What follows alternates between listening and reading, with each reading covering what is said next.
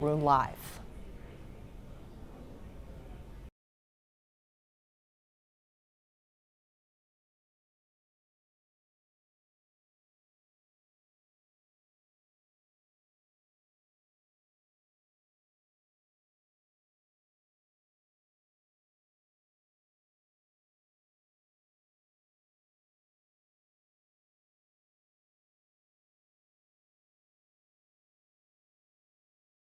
We are tracking developments in the trial of 3 Tacoma police officers in the death of Manuel Ellis. Thanks for joining us. I'm Christine Pay. Ellis died while being restrained by police in March of 2020. Officers Matthew Collins, Christopher Burbank, and Timothy Rankine are all facing charges in his death. King 5 is live streaming the entire trial from opening to closing statements. We take you now to the courtroom live.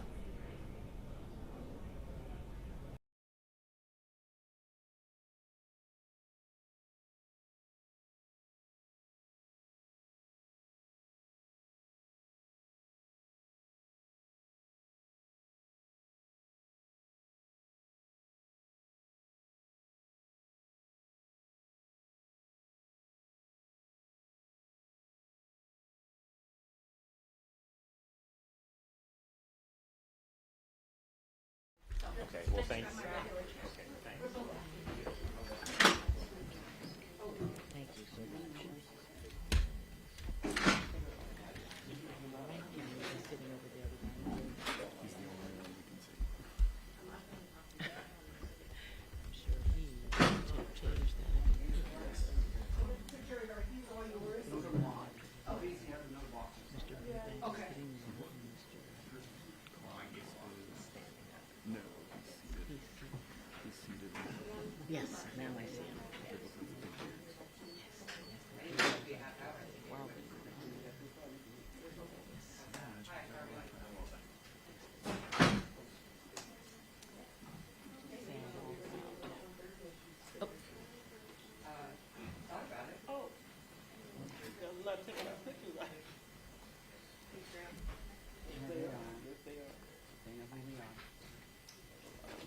Wow.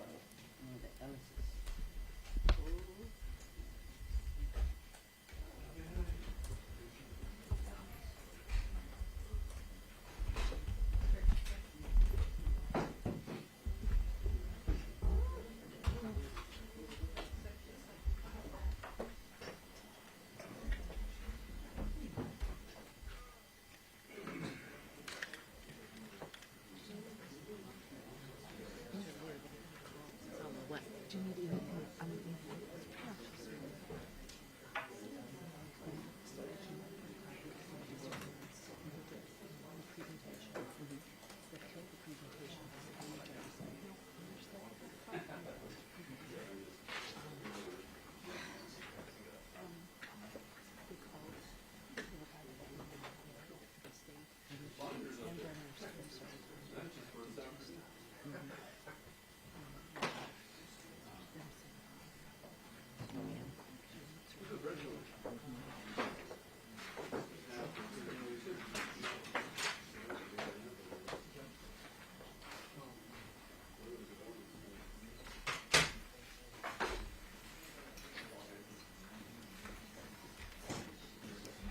Like I said, this is weird. This is the first time where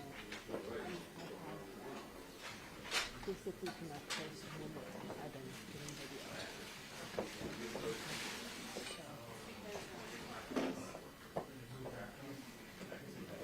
Also too,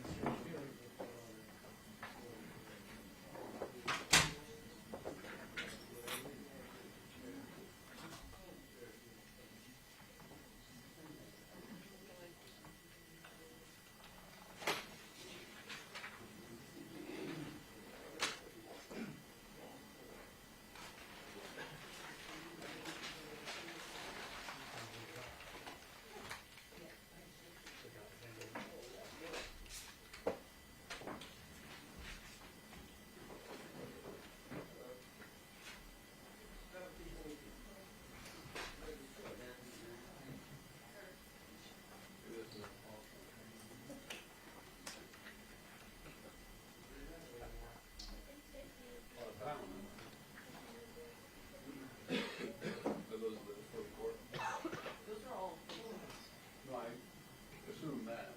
She's gonna leave when everyone's on. Is that right? That's That's fine. what, Okay. there's like, the judge was, when you have, obviously, like, audio and all that Right. stuff. Right. So you guys think you would have a marathon upwards of a day and a half?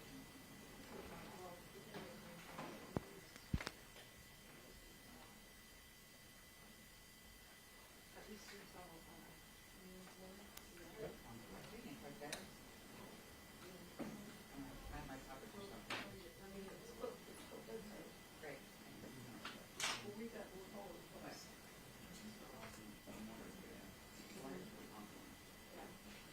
so I'll have to at least, maybe tomorrow, and talk about it.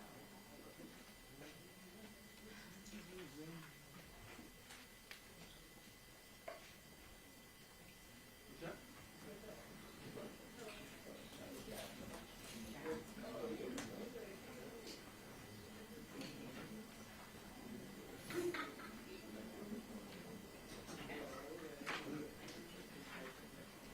Yeah, they play it specifically. Well, I'm sure they do. Yeah, and you have the inside pocket.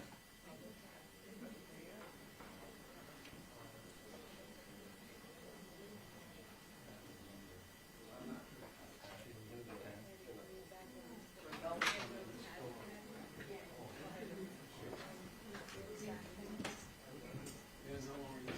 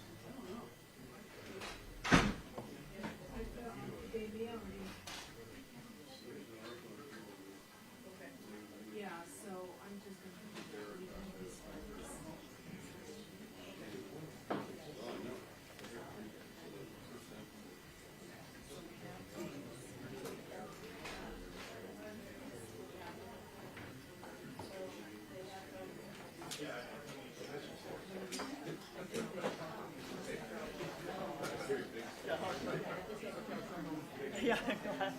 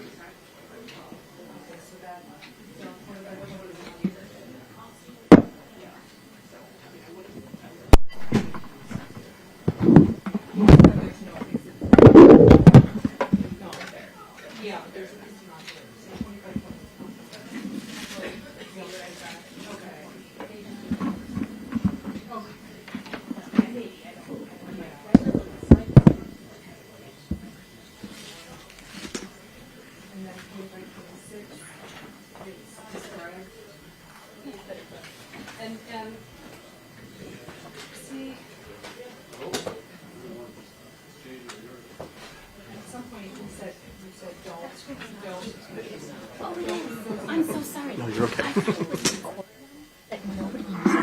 Oh, no, we use them. I'm so sorry. I just want to check with you guys just to make sure. Nope, you're good. Are we good? No, I screwed it all up. There, the red light's You're good. on. Sorry. I was keeping an eye on you. It's just, you got it.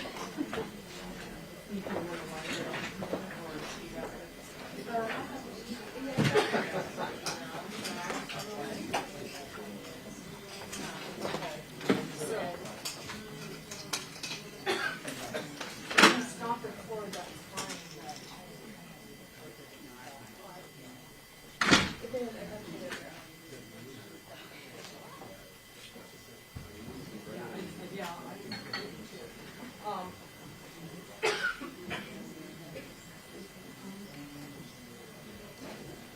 So, this one I got here.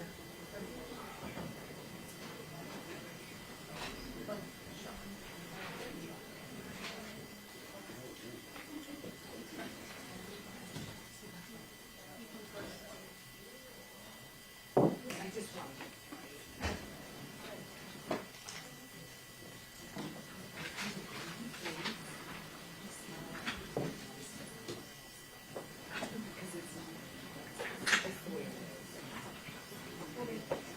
We will, we will.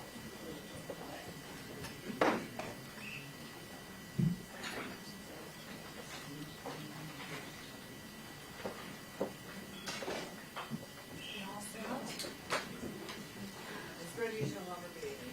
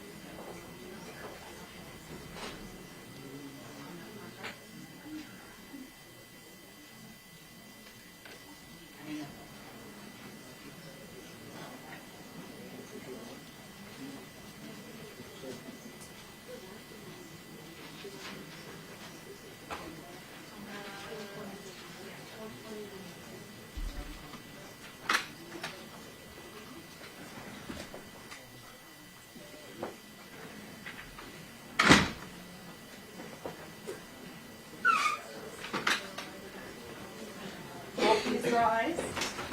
Please reconvene. All right, welcome back, everyone. Please be seated. Are we ready for the jury? Yes, sir. Okay, let's have the jury, Mrs. White.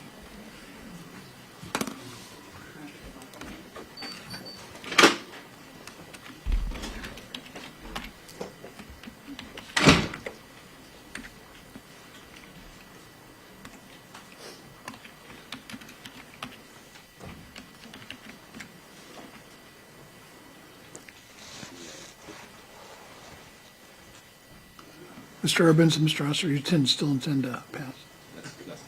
Okay. Good on. Testing.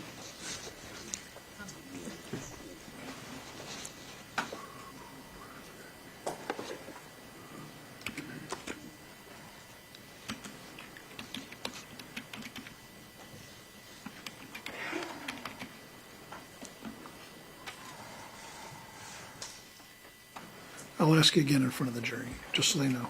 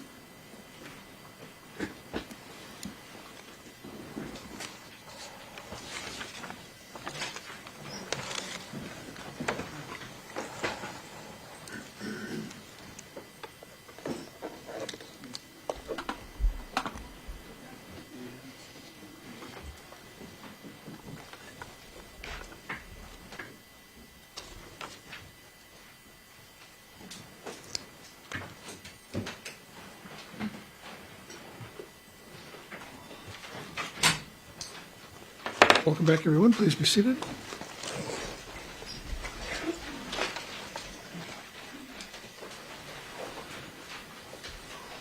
Okay, Mr. Urbans, Mr. Osser, you wish to make an opening statement or reserve? Your Honor, Mr. Osser and I, on behalf of Officer Collins, are going to reserve our opening statement. Okay. So, Ms. Bremner, Mr. Conrad, do you wish to make an Ms. opening Bremner. statement? Thank you, Your Honor. Can you hear my mic all right? I can. Thank you. Okay. Ladies and gentlemen, please give your attention to the opening statement by Mrs. Ann Bremner on behalf of the Thank you. defendant, You're all Timothy standing for Eugene me. Rankine. That's a first. Thank you, Your Honor.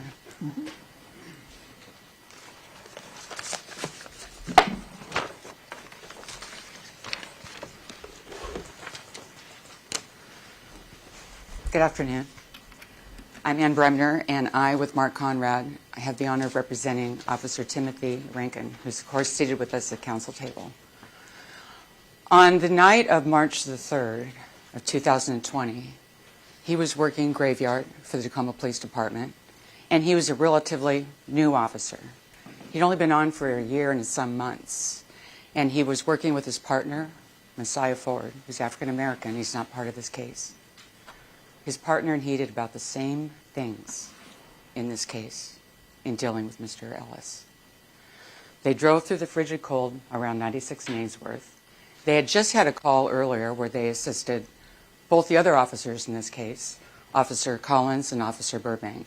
A typical night. In police work, there can be a lot of time of downtime, not necessarily boredom, but then seconds and minutes of sheer terror and having to react split-second decisions. They heard on the radio mic clicks, but nothing else. They stayed quiet so they could hear further because that's concerning. Officers communicate, of course, through radio, and they didn't have any other information. The actual radio itself, you're going to see the CAD report, but also the radio report itself that shows you within a matter of just a few minutes their response. They knew then that there was some incident with Officer Collins and Officer Burbank. They were traveling a different way. They came on a U-turn and came back to 96 and Ainsworth, and this is what they saw. They saw that patrol car in the middle of the street, but not with emergency equipment on other than amber lights. That's concerning because they were in the middle of a busy street, and it was obvious something had happened. They saw before them Manuel Ellis fighting with these officers. And you're going to hear actually from witnesses who saw him fighting. They actually saw it. The state's trying to tell you that Officer Rankine did everything wrong. But what they didn't tell you is everything that he did was right. When I talked to you in jury selection, talked about the Mark Twain quote, "Always do right, it'll gratify some and astonish the rest." He followed his training that night. He did his job. He did everything right. All lives are precious. Yours are precious. Mine's precious. Everybody in this courtroom, our lives are precious. Manuel Ellis' life was precious too. But the evidence will show in this case that he had an enlarged heart due to many, many years of meth use and abuse. An enlarged heart. That meant it had to pump so much harder than the rest of ours. But he also had compromised lungs from years of meth use. Years. But that wasn't the only thing to consider in this case. And what the evidence will show, it's not what the prosecutors say, it's what the evidence will show. And what witnesses say from the witness stand under oath, and the evidence you hear in this case. The evidence is undisputed that he had an enlarged heart. The evidence is undisputed that he had compromised lungs. And the evidence is undisputed. He had a lethal amount of meth in his system that caused his death.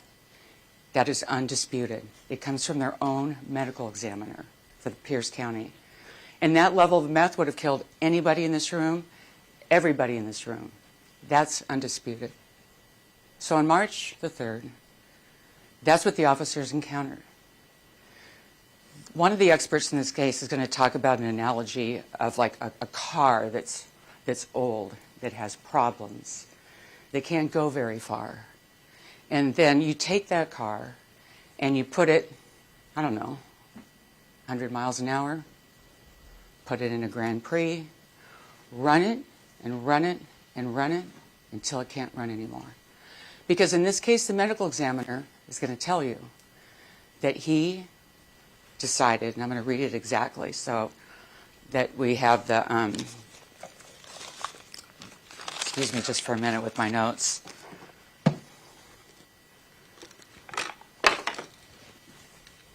Now I can find my glasses.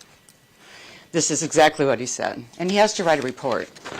He said that the extremely high methamphetamine concentration should be considered the primary factor in this case. So why are we here? I want to talk about the medical examiner for a minute before I go back to what happened. In Pierce County, you have a medical examiner, and they are the chief pathologist for the county. That's Dr. Clark. He was there for a decade. And he certifies every death in this county, or did during his tenure. That would be accidental deaths, unexplained deaths, potential homicides, anything that would not be natural causes.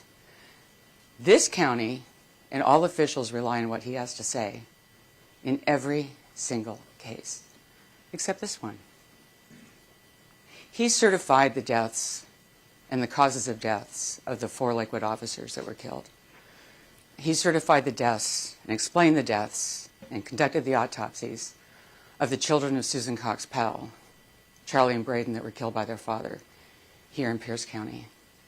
And in this case, he's going to testify and tell you that he does not have a conclusion that this death was caused by these officers. It should be the case over.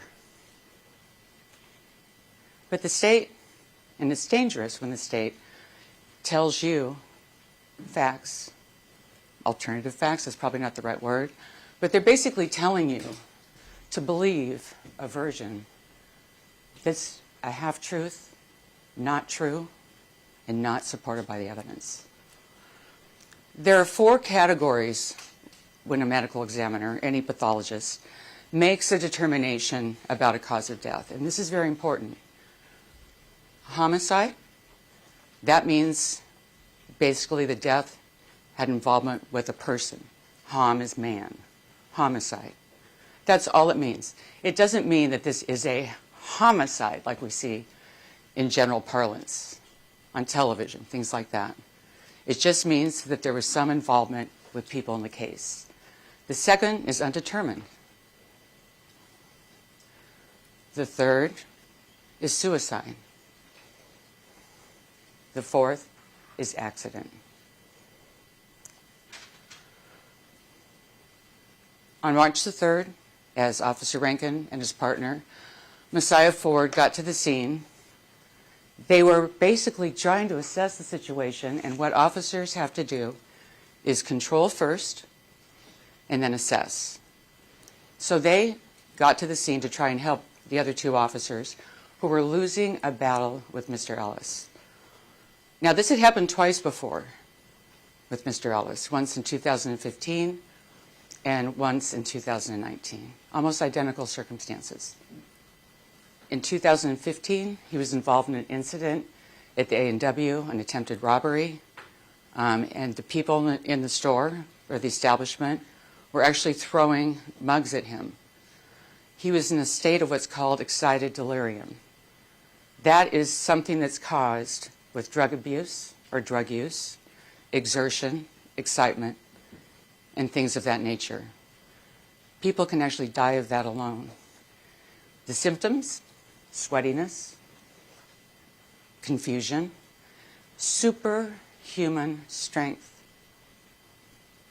and other things that you'll hear about in this case.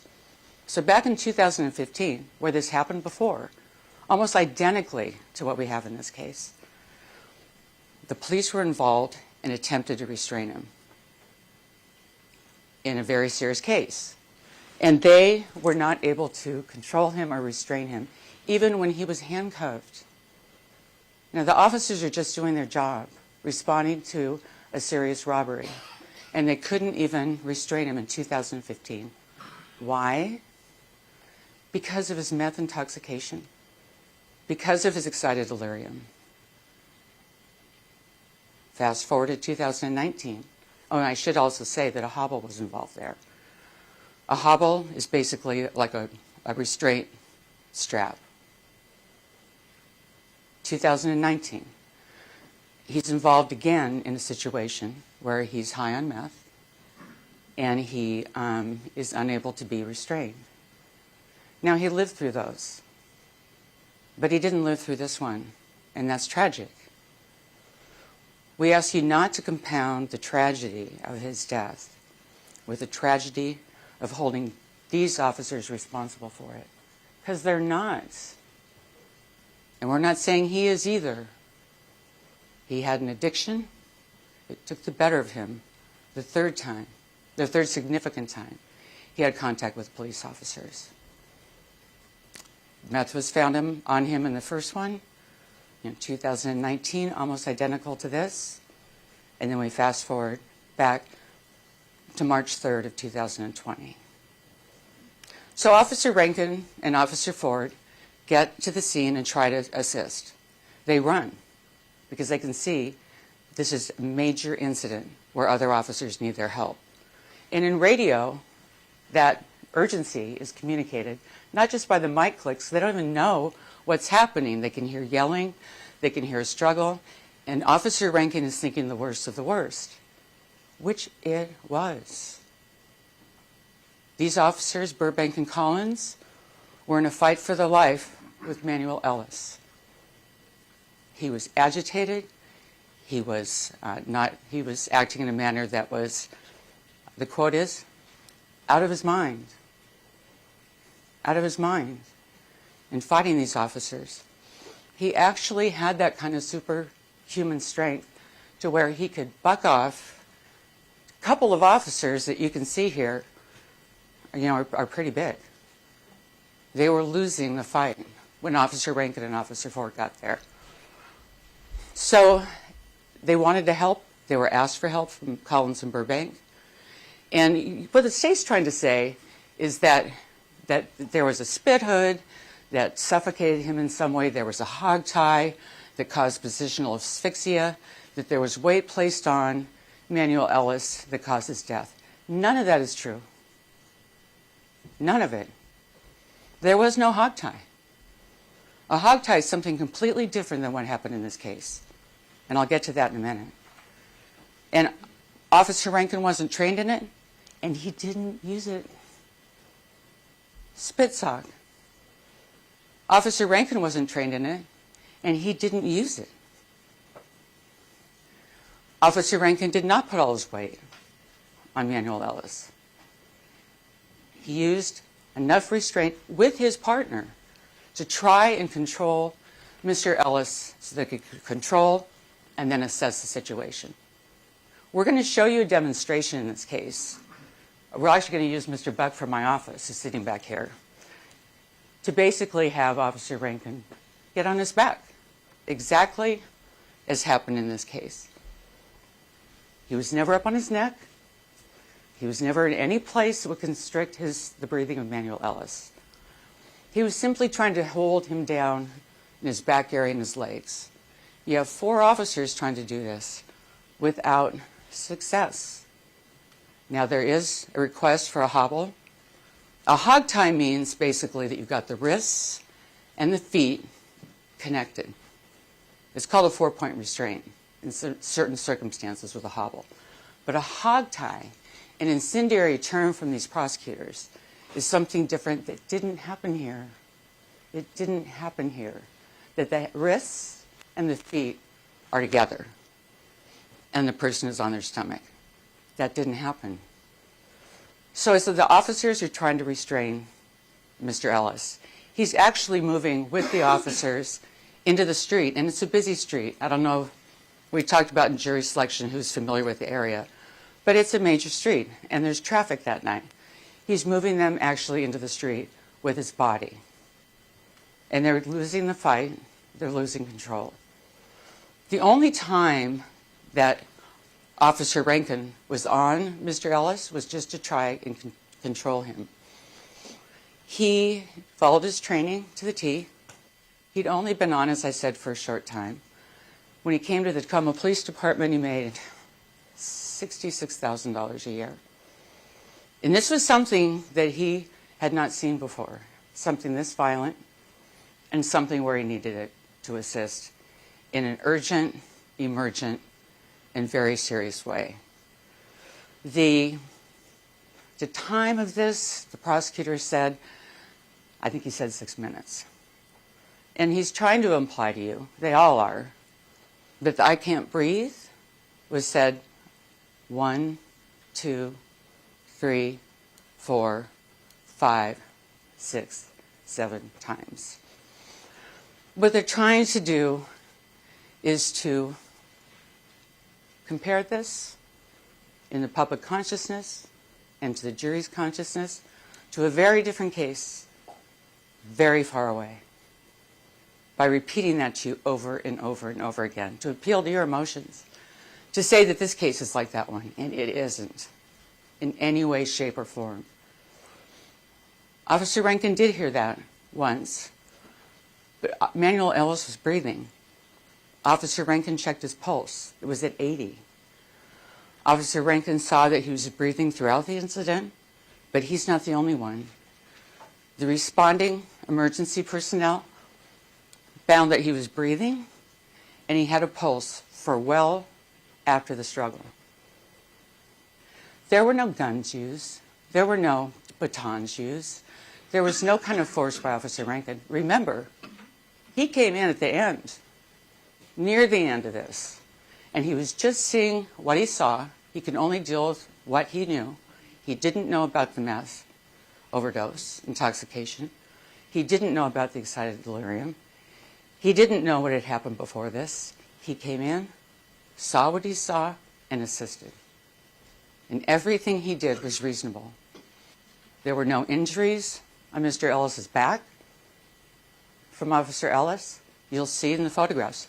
None. No injuries to his neck, no injuries anywhere that would cause any kind of restriction of his breathing. Nor was there a hog tie that would have caused positional asphyxia.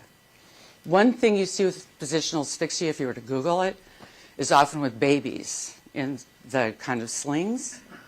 When they, in their position, their breathing is cut off if they're held in a certain way. Think about that when you think about what they're claiming. They're claiming the way that Officer Rankine and the others had Mr. Ellis in his position caused his death. And that's just not true. What did he do right also? He put Mr. Ellis in the recovery position twice after they were simply trying to hold him down. What is that? It's putting someone on their side. And you can hear in some of the audio the officers, Ford and Rankine and others, talking to Mr. Ellis, telling him to calm down, making sure he's okay, making sure he can breathe. And he could. Once he was in the recovery position the first time, he continued to be agitated, to resist. You'll also learn that when police officers encounter a situation where somebody forcibly resists or flees in an arrest or detention, officers can use all means necessary to overcome resistance and take someone into custody. There's a ladder of force. Verbal judo is the start. Sometimes there's swear words in that to control somebody. And then from that, hands, fists, feet. From that, perhaps a baton. You can go up to other levels of force. And of course, the highest is lethal, like a firearm. Every time an officer uses force, they're basically to meet and exceed that which they've encountered. That's kind of the overview of police use of force and what the law allows and requires. Officers have the right and the duty to use force to protect you, to enforce the peace and dignity of the city, and to enforce the law. The pulse at 80 was concerning to Officer Rankine because of the exertion that he had seen and the bizarre kind of out-of-his-mind behavior, because it remained consistent at 80. And he thought, well, that's odd. It shouldn't be at that consistent level. And he did hear at least once Mr. Ellis saying that he couldn't breathe. But he was breathing. He continued to breathe. And he was breathing thereafter for a substantial period of time. When the medics got there and fired, that took a while. They were coming to an area about at the end of their jurisdiction. And when they got there, Mr. Ellis was being controlled. And what Officer Rankine basically did was make sure that the suspect, Mr. Ellis, was under control before the medics attended to him or fire attended to him. That's his job. He can't let somebody who's out of control potentially harm responding personnel, medics, fire, or otherwise. He looks at his sergeant, who's now at the scene, and others are there too, for an okay to let him basically go with the medics. He doesn't refuse. He doesn't refuse to have anyone help Mr. Ellis. All he wanted to do was have him under control, make sure he's okay, and make sure that the situation is contained. That's the whole case. And that's why we're here. There's an agency that investigates cases like this, but they're not involved in this case. The prosecutors in this case that are seated here and seated here in the front row, and I think in the second row too, they investigated this case. That never happens. They work for the Attorney General, Bob Ferguson. And they... Object. This is Sustained. This case was charged in the midst, aftermath of a lot of social unrest. We talked about jury selection. Your Honor, it's same. Objection. Sustained. Thank you, Your Honor. Lawyers aren't investigators. You'll see in the interviews in this case, they're conducted by all of these lawyers. And that they took basically what we call confirmation bias, which is they decided this case before... Sounds argumentative. Thank you, Your Honor. I will refrain from that. Well, you may or may not be able to rephrase it satisfactory to me. I'm not sure you could. Okay, then I'll move on to something else. Good idea. Thank you, Your Honor. The aftermath of this was a tragic death that happened because of the meth intoxication. When the medics attended to him and fire attended to him, everybody had his best interests at heart to make sure that he lived. But he didn't. And that in and of itself is very tragic. Who's Officer Rankine? Well, he grew up in Singapore. As a young child, was raised by a single mother.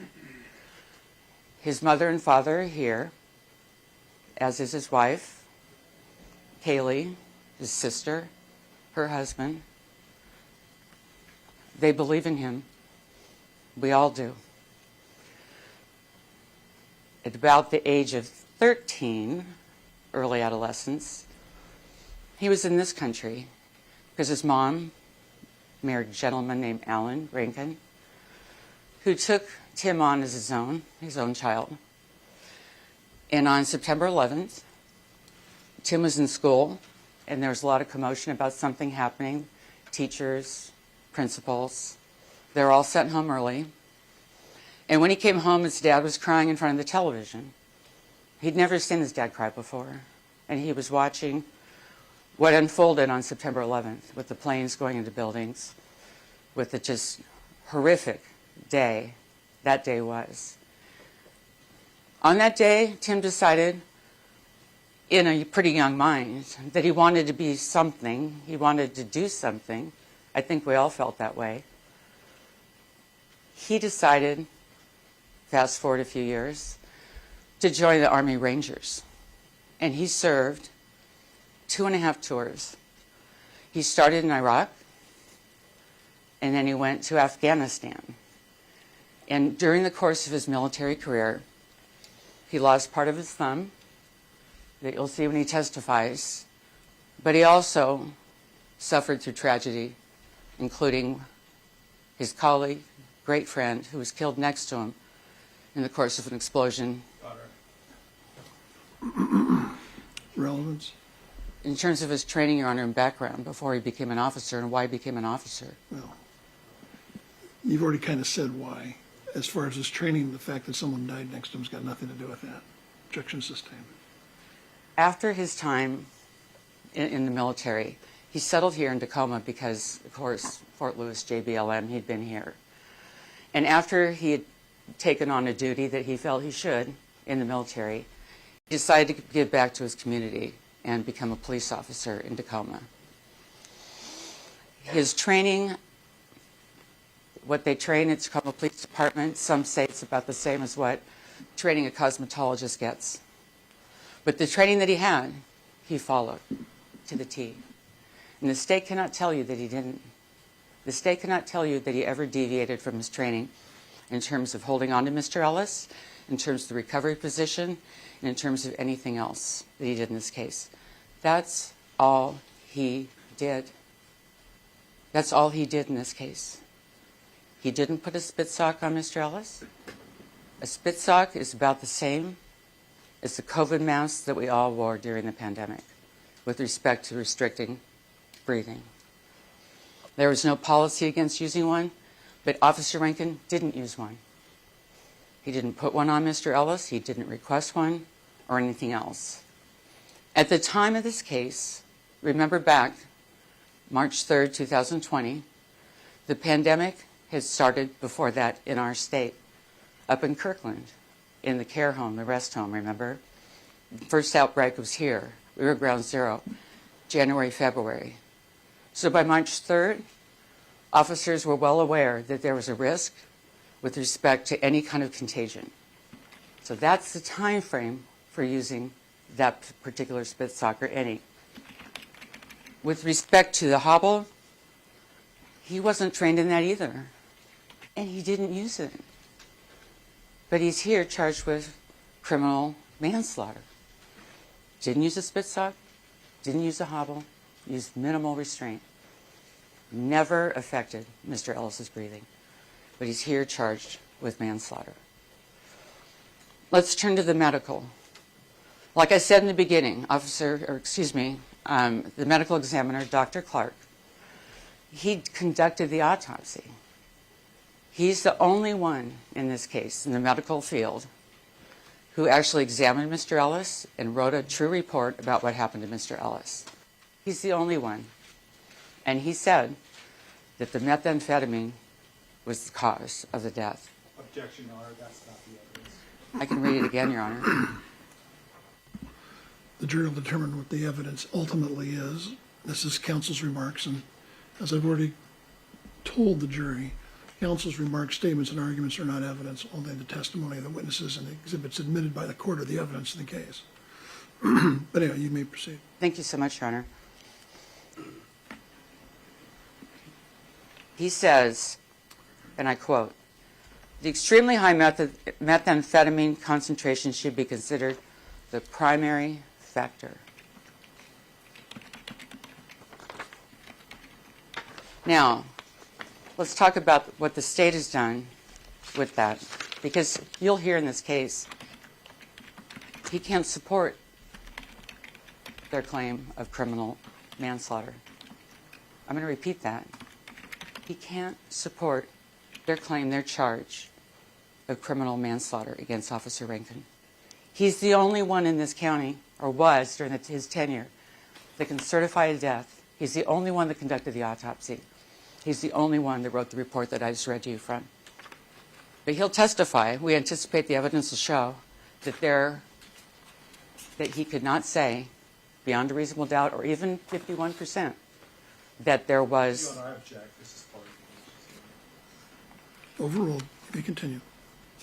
He cannot say that the officer's restraint or that Officer Rankine's control of Mr. Ellis caused the death. Think about that.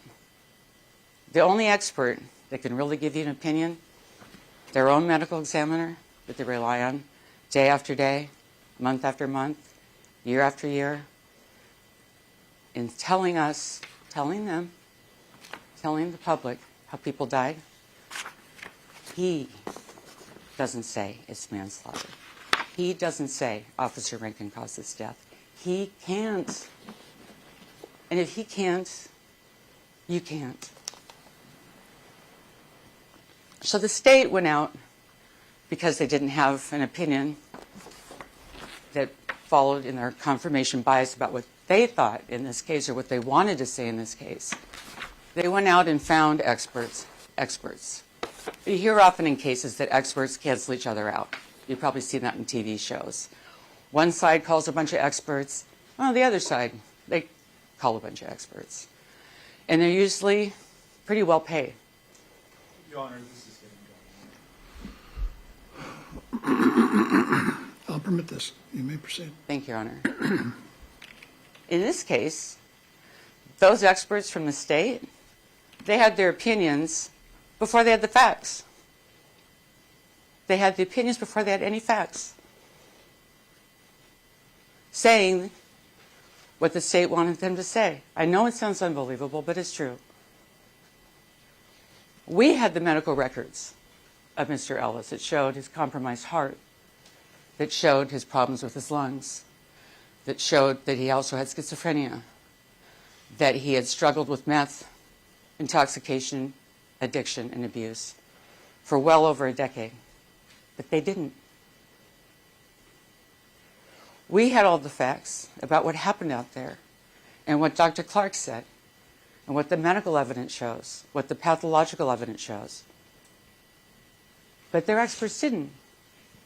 It's manufactured. Why? Your Honor, no argument. I'll stop. Okay. Thank you, Your Honor. But that's his case. And I ask you to consider that because the opening statement is basically a roadmap of what we're going to show in the case, what the evidence, in fact, will show, but also what the evidence won't show. And it won't show that Officer Rankine committed criminal manslaughter or that he did anything wrong for that matter. What about the witnesses? And what about the state's claims about certain facts in this case? I've already talked to you about their claim there was a hog tie. That's false. There wasn't. I've already talked to you about the fact that they say that a spit sock in some way was used and involved Officer Rankine. It didn't. And even if it did, it wouldn't have caused the death. What about a hobble? He wasn't involved. Let's talk about the other things they say and what they put out publicly for years now. Number one was that there were videos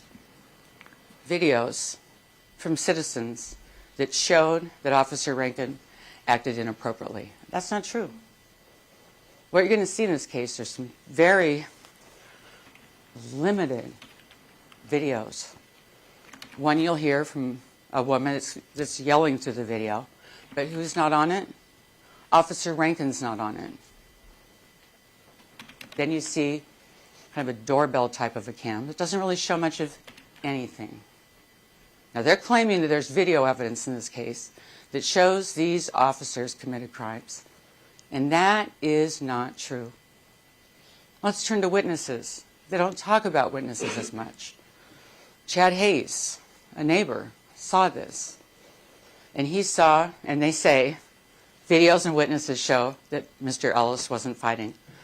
That is not true. Witnesses and video show fighting in this case. And you're going to have to ask yourselves as a jury, why would these officers do anything extreme to Mr. Ellis? You know, why would they be involved in this kind of a confrontation if he wasn't fighting? If he wasn't suffering from excited delirium, meth intoxication, which cause delusions, extra strength, resistance, being out of his mind. Why? That's their case. They're trying to say that Officer Rankine did something untoward in this case to kill this man. And it's just not true.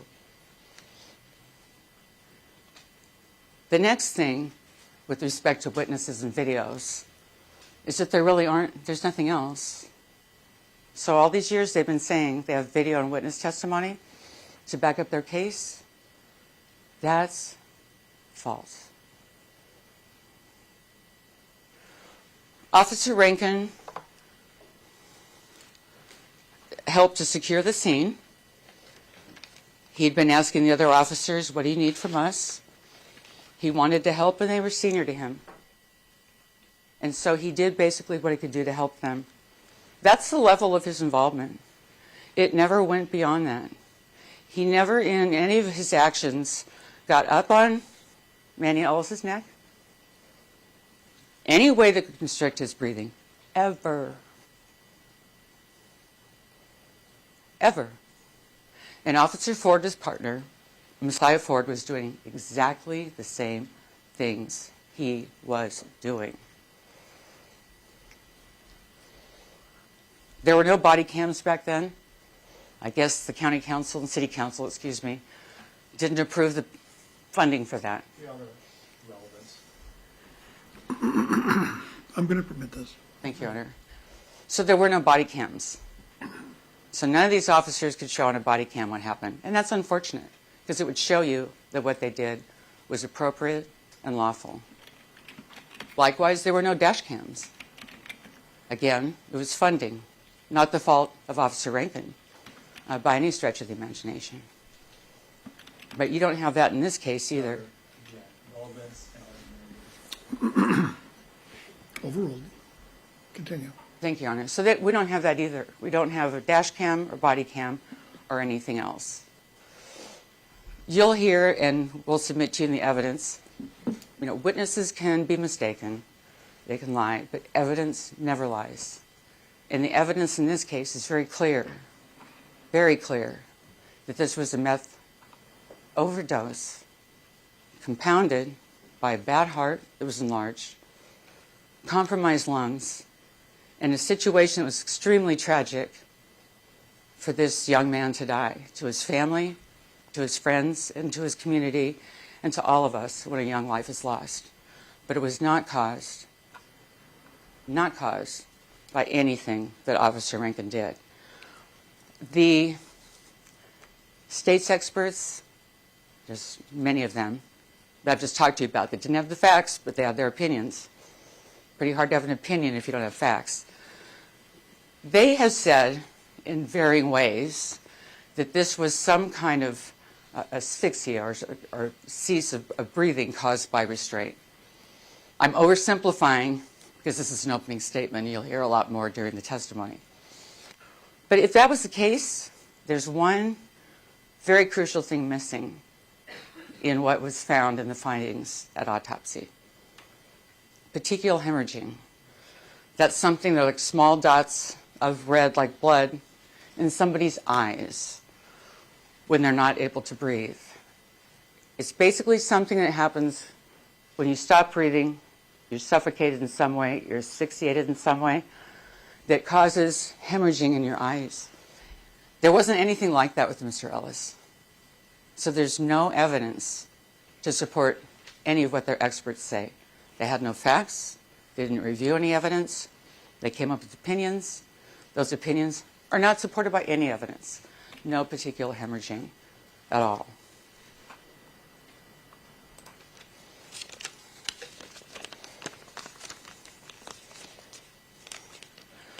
What wasn't said to you in terms of what in opening statement just now, and the court is absolutely right, opening statements aren't evidence, and counsel's right too. But what he said to you was, Excuse me. Is what he didn't say to you, excuse me, were all the things that Officer Rankine did that were absolutely appropriate, and they all were. Placed him in the recovery position twice, checked on how he was doing, checked his pulse, made sure that aid was there to help, made sure that it was safe, that he was controlled, and they could assess before medical came. And another thing he didn't mention, Officer Rankine performed CPR on Manuel Ellis himself, trying to save his life. He was breathing. He had a pulse. That's after intervention from emergency personnel. He got in and helped with CPR, and he'll testify, and he will testify in this case. He wants to testify in this case. He has to testify in this case to say exactly what he did that was right, and actually everything that he did that wasn't wrong. But after medical intervened to assist Mr. Ellis, Officer Rankine got in himself and performed CPR. That's what he did, and that's what this case is. Toxicology. It's kind of, we hear about that in cases and on television. It's basically what's in someone's system. And we've already talked about that there was a fatal, lethal dose of meth in Mr. Ellis' system. But it wasn't just that. There's something called toxicity with a drug. So it wasn't just that he had a fatal dose that killed him. It was that he was toxic because he hadn't used in a while. And so what happened, and what happens with toxicity is, if you have been using a certain drug, it could be cocaine, it could be methamphetamine, particular drugs, and you've had an addiction, and you've had constant use at a certain level, and then you stop, which is great. You heard from the state that he had gone for help and was clean for quite a while, a matter of months. But it didn't last, because we know from toxicology, that comes from the medical examiner's office, it goes to the tox lab. They analyzed and saw he had a fatal level in his system. But the toxicity part is the second part of this. And that is when you have used for whatever length of time and build up a tolerance for a drug. Then you stop, as Mr. Ellis did. And then you start again after some period of time without building up that tolerance you used to have. And you start at the same dose you used to, it can kill you, and it killed him. It's toxicity. His body just wasn't ready for that. It had been back when he used on a regular basis, but it wasn't when he died, and that's a tragedy. How does anyone even know that? But we know that's what happened here. Anecdotally from witnesses that he had not used, that he was clean. And that is a tragedy. That he started again, became toxic, and he died.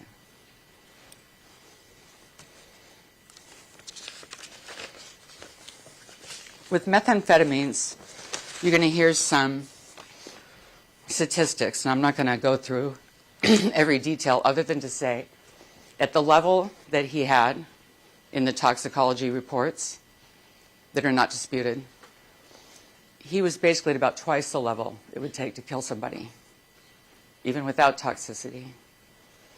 But then when you get to a level of somebody that is overdosed at that level, and the level you'll hear is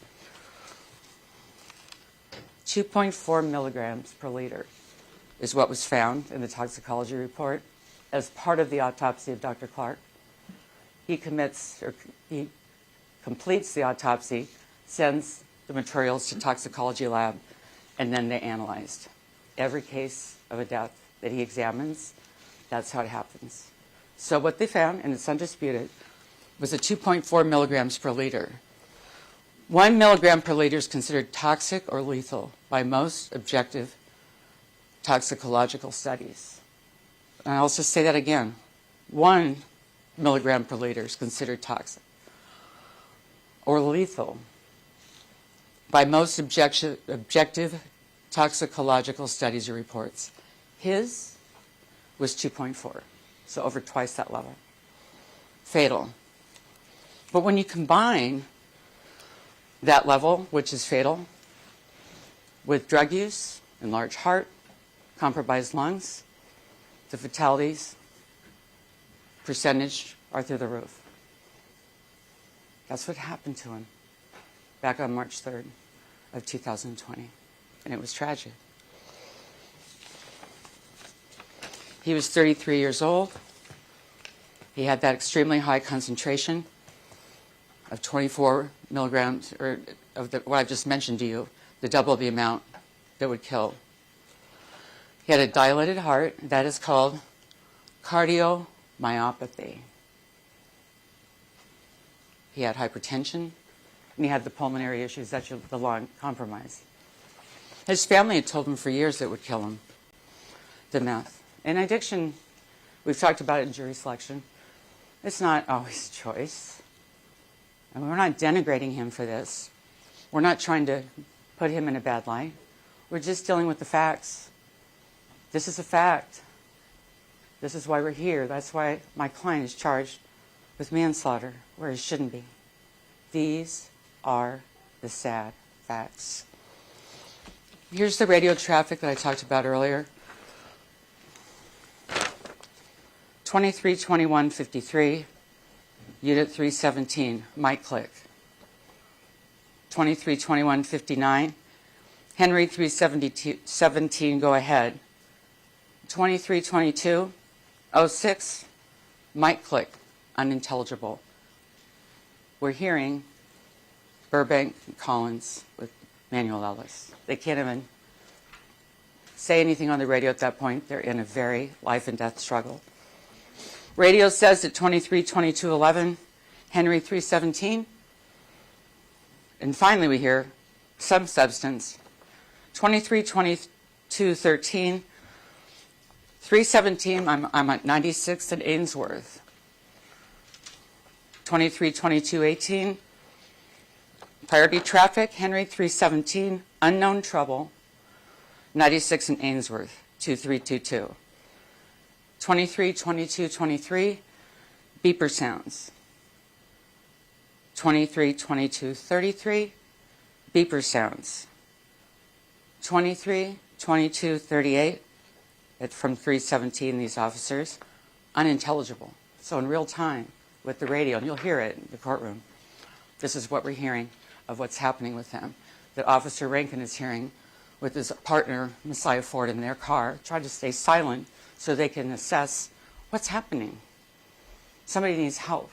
Something's very serious. 23:22:43, beeper sounds. 23:22:44, Henry 3:17, unreadable. That's evidence. That's what they heard. That's why they're quiet. That's why they rushed there to help. We're going to show you a spit hood, which is like a COVID mask. We're going to show you a hobble. A hobble and a force-point restraint. There was no policy against that, using that. And again, Officer Rankine didn't use it. Spit hood, there was no policy against that. And again, Officer Rankine didn't use it. In fact, none of these officers did. Multiple officers arrived at that scene within seconds and assisted. And other officers were involved with respect to those items I just mentioned. Officer Rankine did his job. He was trained. He did it with care. The civilian witnesses in terms of his involvement, Ellis was struggling. He was fighting. And Officer Rankine, per his training, just did his job. He didn't do anything wrong or criminal. The I can't breathe didn't happen 7 times. And Officer Rankine was just trying to calm Mr. Ellis down and have him quit fighting. That's all he wanted. And that's what he was not able to accomplish without some restraint, but it was minimal. Now, they're trying to say that he used full body weight. He didn't. He was simply trying to hold Mr. Ellis down. He didn't sit on his back. He didn't put all of his body weight on his back. We're going to have for you kind of a time frame animation to show you exactly what happened in this case, so you know what the evidence is, exactly what happened. And at no point will you ever see anything that would show that Officer Rankine did anything to restrict Mr. Ellis's breathing. I can't breathe is also associated with the cardiac event and what he was experiencing. But you know what? He could breathe. He did breathe throughout this whole incident and substantially after. And of course, he had a pulse. Police have a unique role. They're to enforce the law, but also protect. But they also wanted to protect him from himself. He didn't harm himself because he was hitting his head down on the pavement. And he was out of control. And it became clear, it's far more clear now, all these years later, I guess as armchair quarterbacks with 20/20 hindsight, it's clear now that he was extremely high, that he was very agitated, that he was acting in a manner that was violent and potentially self-destructive to himself. But they saw that too, that they had to make sure he's under control and then assess the situation. He, at the time, was on probation for an offense where he was not to use meth. He was not to use meth. He could go become incarcerated for that violation. And that's when he was confronted, or when the officers were there and confronted with him. You know, he fought with them, with his weakened heart, and his physical limitations.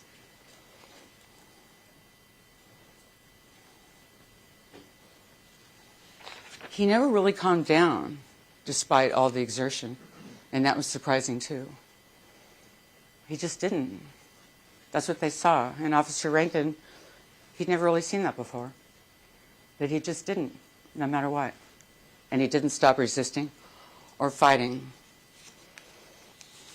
When you look at the level that he was resisting and also fighting with them, there were a number of officers who did try to restrain him, and they were not successful.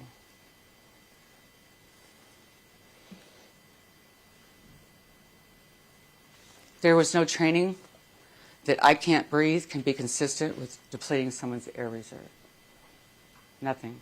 Keep in mind, as we sit here today, all of us in this courtroom, we know about another case.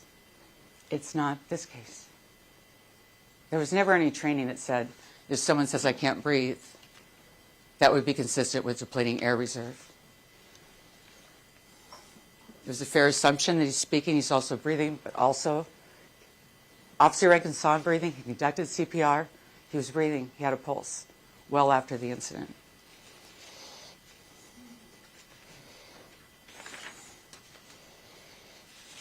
Officer Rankine didn't know that Ellis had an enlarged heart, long-standing heart issues,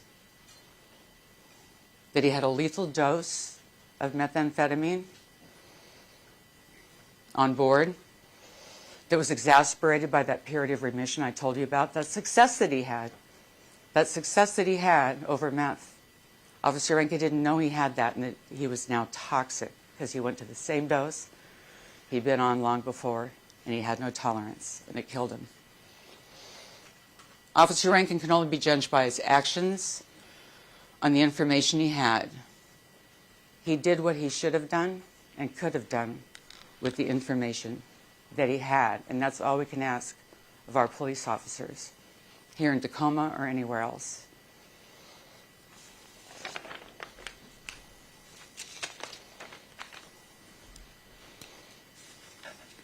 The autopsy, it didn't reveal an anatomic cause of death. What does that mean? There was nothing at autopsy that Dr. Clark found physically that killed Manuel Ellis, aside from the toxicology results relating to asphyxiation or anything else the state is claiming. And he said the methamphetamine concentration, and I'm quoting, is well within the fatal range and could have caused his death independently. This case is charged on a recklessness theory. I'm not going to tell you what the jury instructions say or what the law is going to say, because that happens at the end of the case, and the judge will give you that at the end of the case. You, the jury, are the sole judges of the credibility of witnesses in this case, and you, the jury, are the final arbiters of the facts of this case. Only you. Nobody else. Not the media, not the public, not these prosecutors. Just you. The charge is recklessness. It's alleged that Officer Timothy Rankine acted with extreme recklessness, disregard of the risk, the substantial risk, that his actions alone would kill Manuel Ellis. That's what he's charged with. There's no evidence of that. The most dangerous kind of prosecutors are the ones that put on partial facts, non-facts. Your Honor, objection. Sustained.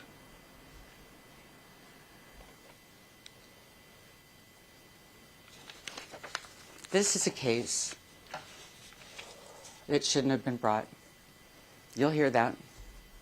You're going to hear all the evidence in the testimony.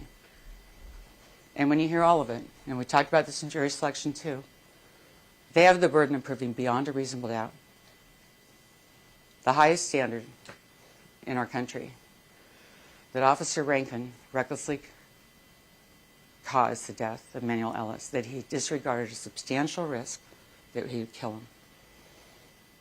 He didn't do anything disregarding a risk. He simply tried to control Mr. Ellis. That's all he did. He did nothing more. And it's up to you to decide whether or not to take into account what their claims are that are not supported by the evidence or what the evidence itself shows. Common sense, you don't leave it at the courtroom. They don't have them anymore, the jury rooms. You don't leave it behind. You use your common sense as jurors to decide this case. And at the end of the evidence, we submit to you that the evidence will permit you, it'll lead you, and it'll ultimately compel you to find Officer Timothy Rankine not guilty. Thank you. Okay, it's about 6 or 7 minutes to our normal breaking time. So we're going to take this now rather than start a witness and break it up in just a few minutes. So we'll take our recess now for 15 minutes. During this time, please do not discuss the case among yourselves with anyone else, and do not permit anyone to discuss the case with you or in your presence. Thank you very much, ladies and gentlemen.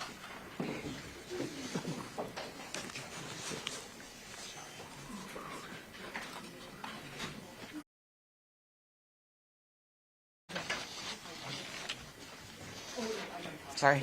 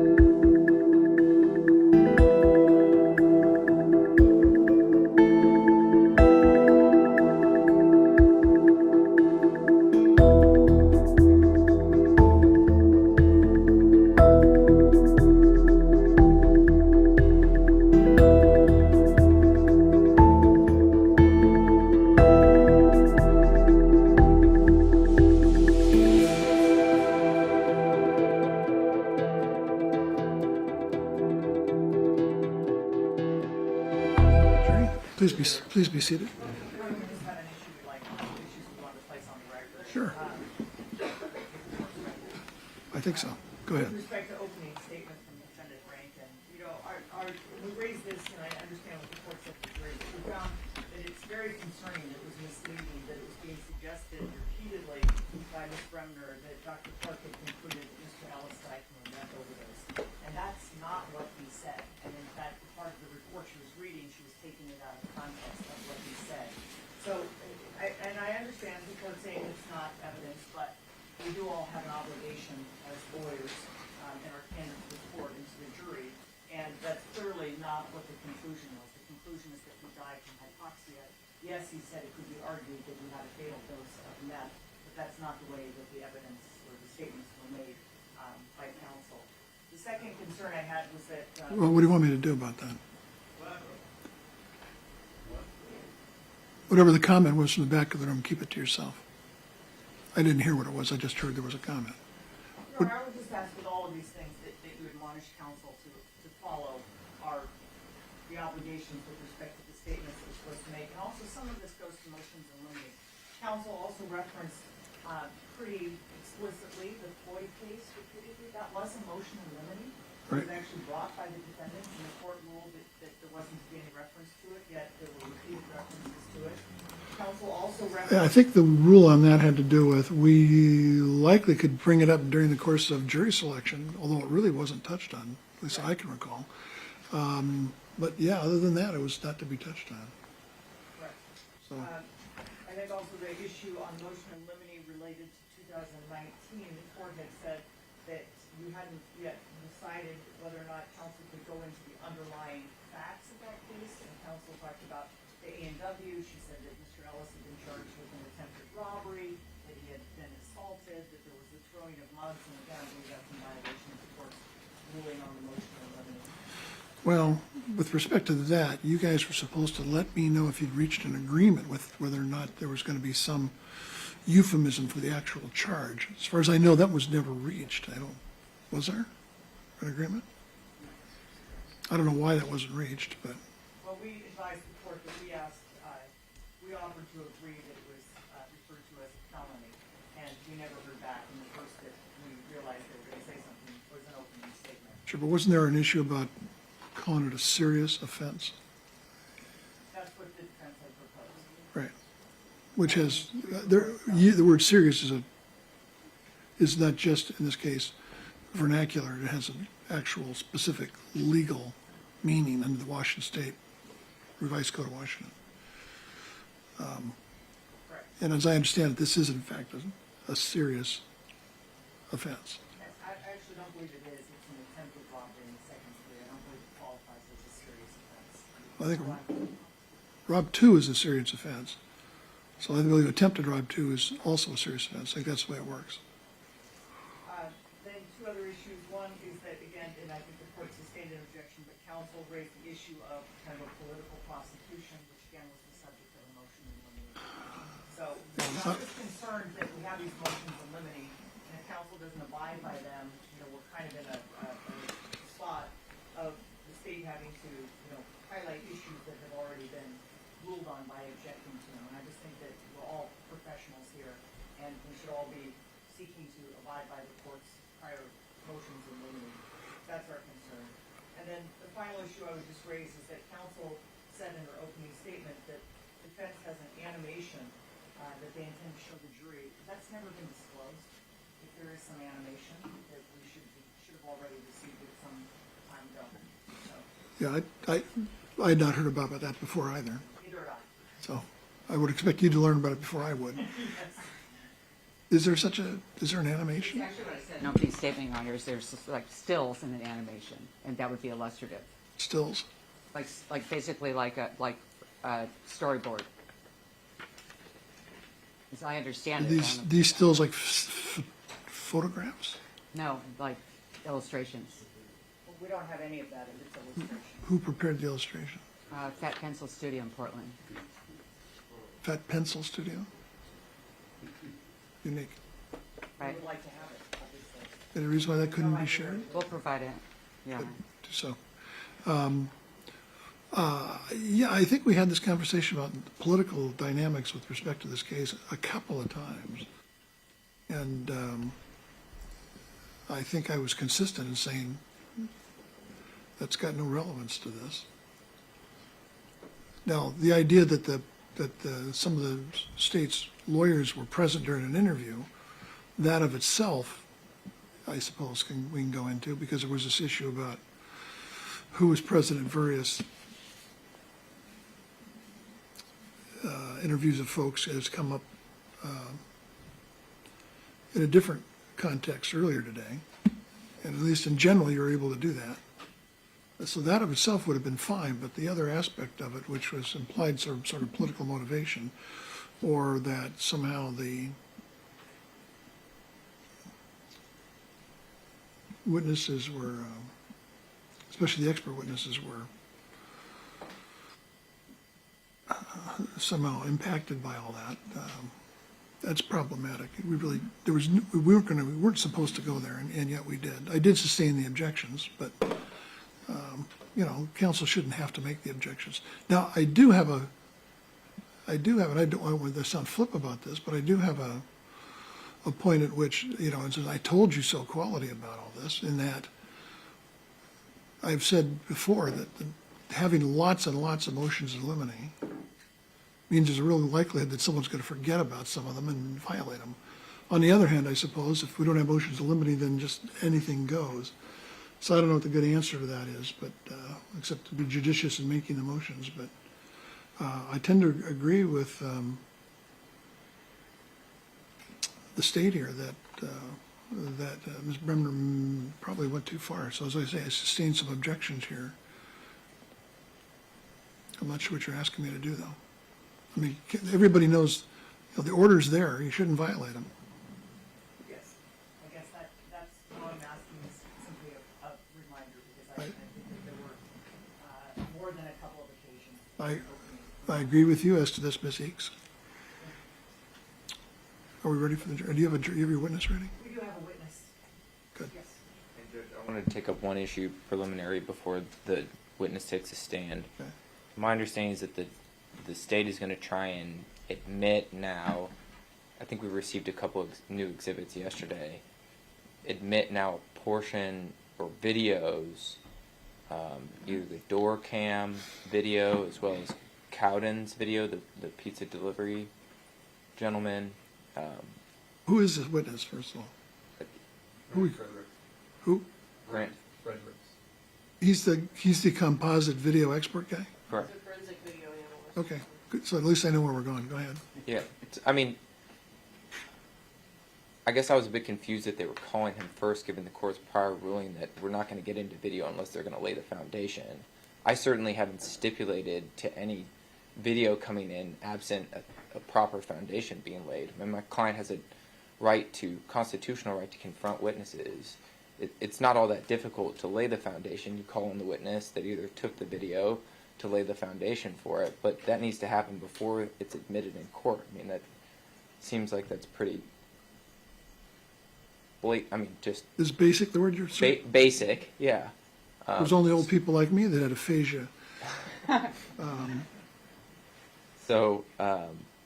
Yeah, I mean, I do have concerns, and I'm going to be objecting to the video being played without the proper foundation being laid.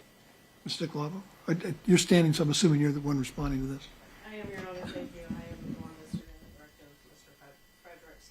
And with that, Your Honor, we previously brought to the court that we were going to be introducing this evidence, and there was an agreement from the defense that they were not going to stipulate to Ms. McDowell, so all her videos at the time, so all the new exhibits that they received have removed all of Ms. McDowell's videos.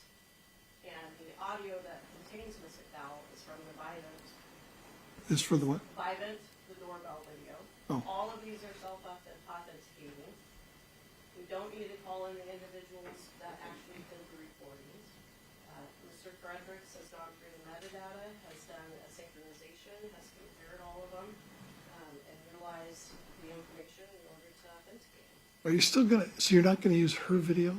Nope, we're following the court's ruling, and we're gonna. Well, you could use it, obviously, once you lay the foundation with her. And we're gonna break up the testimony based on the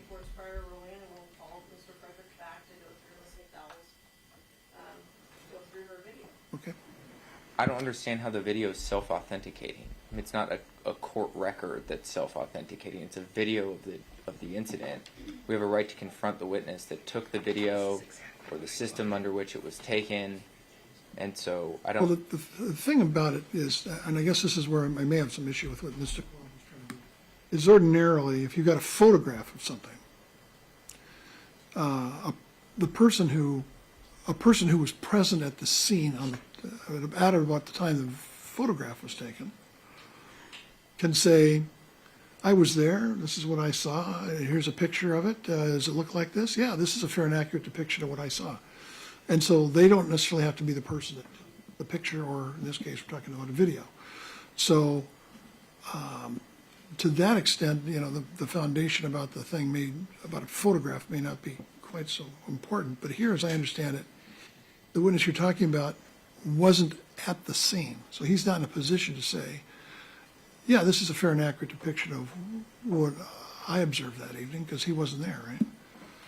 He was not there that evening, Your Honor, and he is an expert in forensic video analyst, and in doing so, they routinely, and it's widely accepted within the science, they routinely review video that's been taken by others, that they've not been there.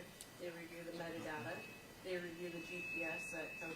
Oh, yeah, I have no problem with him doing that of itself, but there is and I think this is the essence of Mr. Conrad's motion, there's a garbage in, garbage out quality there. I mean, if the underlying video is unreliable, it doesn't matter how well he did his job, right? Your Honor, he'll testify. I anticipate from his testimony that he will testify that there is no evidence of modification or editing of the videos that we are presenting. So they are what they purport to be. They're original videos. I don't know. And that's fine for authentication, but to lay the foundation for admissibility, you would have to testify that it's a true and accurate depiction of the day in question. He's not there. He didn't take the video. He didn't do the video. I mean, just because he's a forensic expert doesn't make him... Right. There is a kind of cart before the horse quality here about having him testify. To some extent, I guess I'm not trying to minimize the defense concern here, but I'm fully expecting this video's coming in. Maybe it's not going to come in right this minute, but it's probably coming in. So that's why I say I don't want to call this frivolous, but isn't that where we're going? And I understand the court's. I understand where the court's going with that. Since I was a public defender back in the day, my supervisor always told me that in criminal defense cases, seldomly stipulate. Make the state present their case, meet their burden, bring in their witnesses. And so, you know, I haven't received a stipulation in return to any of the medical records. I intend on either trying to offer them through 1096-030 or bringing in the witnesses. I have the witnesses ready to go. I haven't received a stipulation with regard to the 2019 video. I mean, it works both ways as well, but I've never agreed to stipulate to these videos. Well, as I say, I don't want to minimize this, but I do think there's a bit of form over substance. But nevertheless, I think Mr. Conrad's right. I think you're going to have to identify the people who took the videos and have them say, show it and say, that's the video I took. Your Honor, it's within the court's discretion. And I would just note that we were before this court on this issue multiple times, and we were told by defense that it was one individual video, or one individual's videos, which is the McDowell's videos Right. that they had the issue with. So we planned accordingly and had new exhibits done, removing those. What can I tell you? So,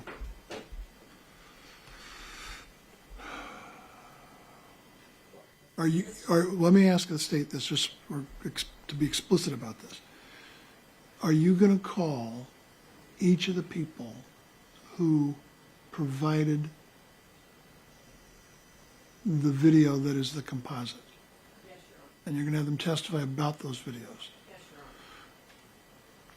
Then I'm willing to admit this subject to that foundation being laid subsequently. Thank you, Your Honor. Because I agree with you that I had not heard any concern about the authenticity, genuineness, or anything else with respect to the other 3 videos. Only with respect to the one was there a problem. And my concern, as we talked about, I think last week, was it last week? I don't know. Maybe it was even yesterday. Was at least, well, what I'm about to say, I think I only mentioned the one time, which was you could conceivably get her video in and then never call her, or she could just abscond or whatever it is, and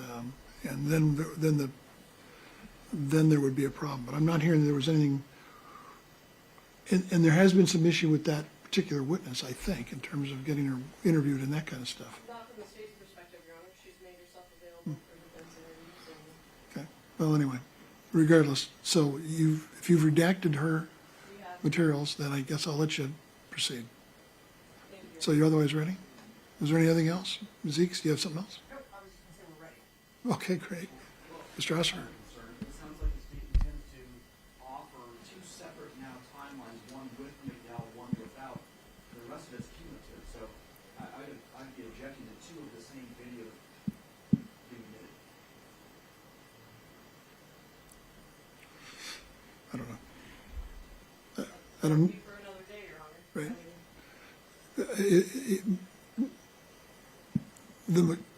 I don't know whether, McDowell video, I don't know if it has a different starting time than the other ones. There are different starting points. Some of them overlap. They have different starting points. Right. They capture different, maybe pick different things. So. I guess we'll have to see. Unless you want to withdraw your objection to the whole thing, at least for purposes of this, and make them prove it later. Otherwise, I'm going to let them proceed.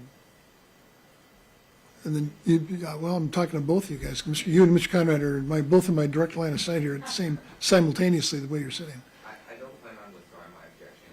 I guess if I'm hearing the state correctly, they're going to bring in McDowell, they're going to bring in Cowden, and they're going to bring in someone from Vivint to lay the foundation for these 3 videos that are being relied upon. There's also the audio portions of them.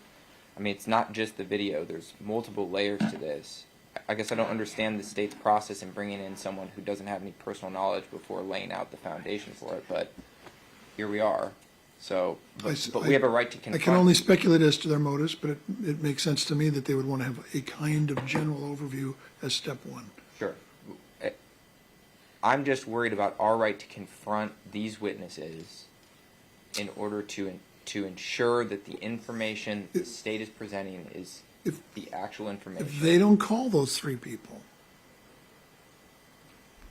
we got a problem. we may have to strike.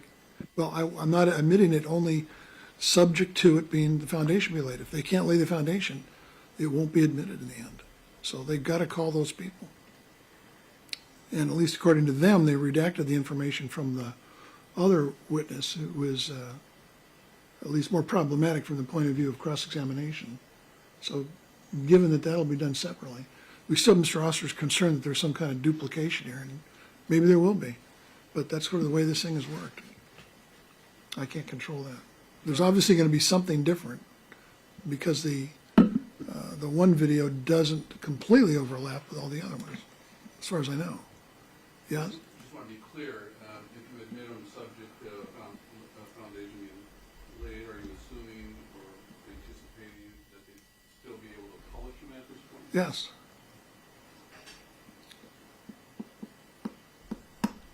Okay. We ready for the jury? Let's have the jury.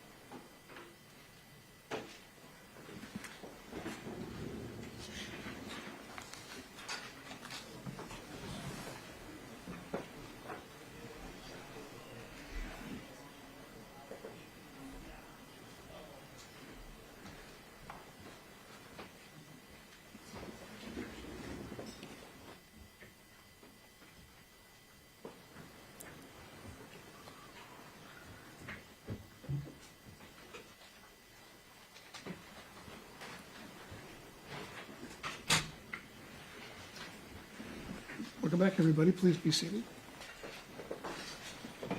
Okay, Ms. Nicolova, please call your first witness. Thank you, Your Honor. The state calls Mr. Grant Frederick. Yes, sir. Please come forward to right about there. And then please raise your right hand to be sworn.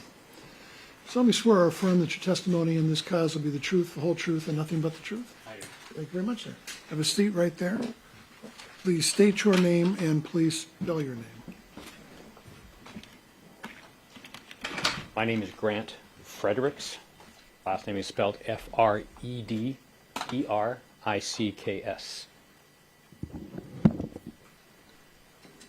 witness. Thank you, Your Honor.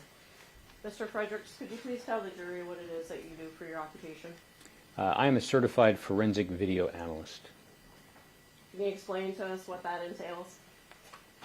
My duty is to examine digital multimedia evidence, which includes audio, video, and any metadata that's associated with those recordings, and then to assist a trier of fact, like a jury, to understand its limitations and to understand how much it can be used, if it can be authenticated, so does it accurately represent what it purports to show, and how it can be used in a proceeding like this in a safe way. How long have you been a forensic video analyst? I started working with video for this kind of an examination in about 1984, so coming up to a long time. And where do you currently work? I work in Spokane, Washington. What company do you work for? Forensic Video Solutions. And is that your own company? It is. Is that a company that you also started? Yes. And how long have you had that company? I've had that company since about 2001. And before we get into the evidence that you analyzed in this case, I want to take some time to go through your prior history and background so the jury can understand your qualifications. Can you please take us through your employment history as that's relevant to your forensic analyst? I have a degree in broadcast communications. My emphasis was on television engineering from Gonzaga University. I worked in television for 5 years after graduation. Much of the work that I began to do in television toward the end of those 5 years was working with law enforcement. And I was intrigued by that profession, and I became a police officer. I am from Canada, so I became a police officer with the Vancouver Police Department. While working with the police department, because of my background in television, I was often used by our investigation division when we had serious crimes involving video evidence, primarily VHS tape back in those days. I became the lead for the Vancouver Police Department's forensic video unit in the late 90s, and at that time began teaching at the FBI Academy in Quantico on video technology and video investigations. And I've been working as a contract instructor at the FBI since. I was there last week teaching a class for the FBI. I'm a consultant in this industry and have been doing this kind of work regularly for the past 30 years. And with the FBI, when did you start with their teaching at their academy? I started doing a program in 1998, but became a contract instructor with the FBI National Academy in about 2001, 2002. And have you also been a lead instructor for other law enforcement emergency support agencies? Yes. Can you tell us a little bit about that? The Law Enforcement and Emergency Services Video Association is an international group of video experts, and I was the lead instructor for that organization from about 1998 until 2012. I continue to advise and consult with that group, and I was instrumental in developing a number of programs and training programs for that organization. And they are the premier nonprofit private organization that provides certification and training for analysts around the world. And with that, have you been certified by them? Yes. And how often does that occur? A certification program takes 2 to 4 years to get through, and then one has to be recertified every 3 years. And have you maintained that recertification? I have. Is there an abbreviation that that entity goes by that's commonly referred to? It's referred to as LEVA. LEVA. L-E-V-A. Thank you. And you mentioned that you do consulting. Is that also done in the area of forensic video analyst? Thank you. Forensic video analysis and the development of technology to support that industry, yes. And in your consulting work, do you have an opportunity to work with on criminal cases like this? Yes. And approximately how many have you worked on over the years? Thousands. And as you've worked on thousands of cases as a consultant, can you tell the jury in general what the divide is between prosecution and defense for your clients? For many years, our intake strategy has been when we're asked to do work, we sort of balance what our current workload is for prosecutors, what our current load is for defense counsel in criminal cases, and then we also do civil work. So we try to balance the intake of plaintiffs' work and defendants' work in civil cases. And that allows us to sort of keep a balance. And so for years, we would reject far more cases than we were accepting because we were very busy. But we had that ability to balance the intake. And you continue to do so now? Yes. Well, I'm trying to retire. So the balance is I'm not accepting much work, if any, now. But so what I said, at the time that I did this work and accepted this case, it was within that balance. That was about a 50-50 balance? Yes. Is there any reason why you, as an expert, choose to go down that path? Yes, the balance makes me a better expert. It allows me to see this kind of work from both sides, both in plaintiffs and defendants cases and in criminal cases for both the defendant and prosecution.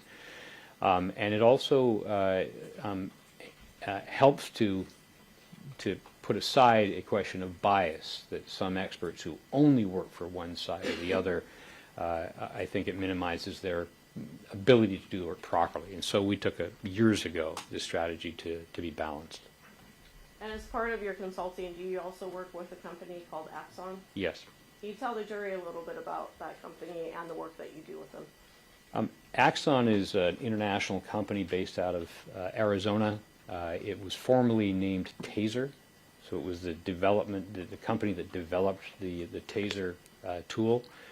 A number of years ago, they introduced body-worn camera systems, and that's really where my involvement with that company came in. And now I'm a consultant for Taser. I have a 3-year contract which expires at the end of next year. And I have a lot of dealings with their engineering team. And have you also been involved in participating in developing the standards for National Forensic Video? Yes. And what is that involvement? Well, the standards for forensic video analysis, I participated in a number of discussions and publications on training standards, on the understanding of what digital video is for glossaries for international groups, and I'm a co-author of the national standards for digital multimedia recording by law enforcement agencies. And I wrote that for the Department of Justice and the International Association of Chiefs of Police. Is it fair to say that over the last 40 years you've done extensive work for law enforcement? Yes. And law enforcement is both part of your prior work as a law enforcement officer, but also in your forensic work? Yes. And how many times have you examined video evidence that's in a digital format? Many thousands of times. And how many times have you found yourself sitting in the chair testifying in court? Many hundreds of times. And what countries and states have you testified in the past? Most states in the U.S., well, a large number of the states in the U.S., most provinces of Canada. I've testified in New Zealand, the U.K., Ireland, the Caribbean, and I'm sure a few others. And you testified earlier that you do about a 50-50 split in your clients for your forensic work, but with that, have you ever had the opportunity, besides on this case, to review and analyze evidence on a in-custody death? Yes. And approximately how many times have you, or what's the balance on that for those? I don't know what the balance would be for, I mean, it would probably be 50-50, attempt to be 50-50 in my examination, who I was retained by. But I can't tell you exactly how many of those cases. I would say that that's the majority of the work that I've done at least the past 5 to 8 years.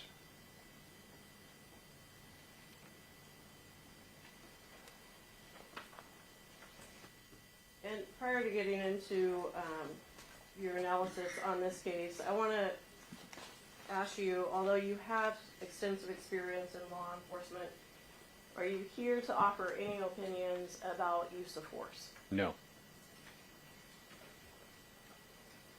And are you here to offer any opinions regarding police practices? No. So I appreciate your explanation of what a forensic video analyst does, but sometimes it's a little bit difficult to wrap your brain around a science that you're not familiarized with.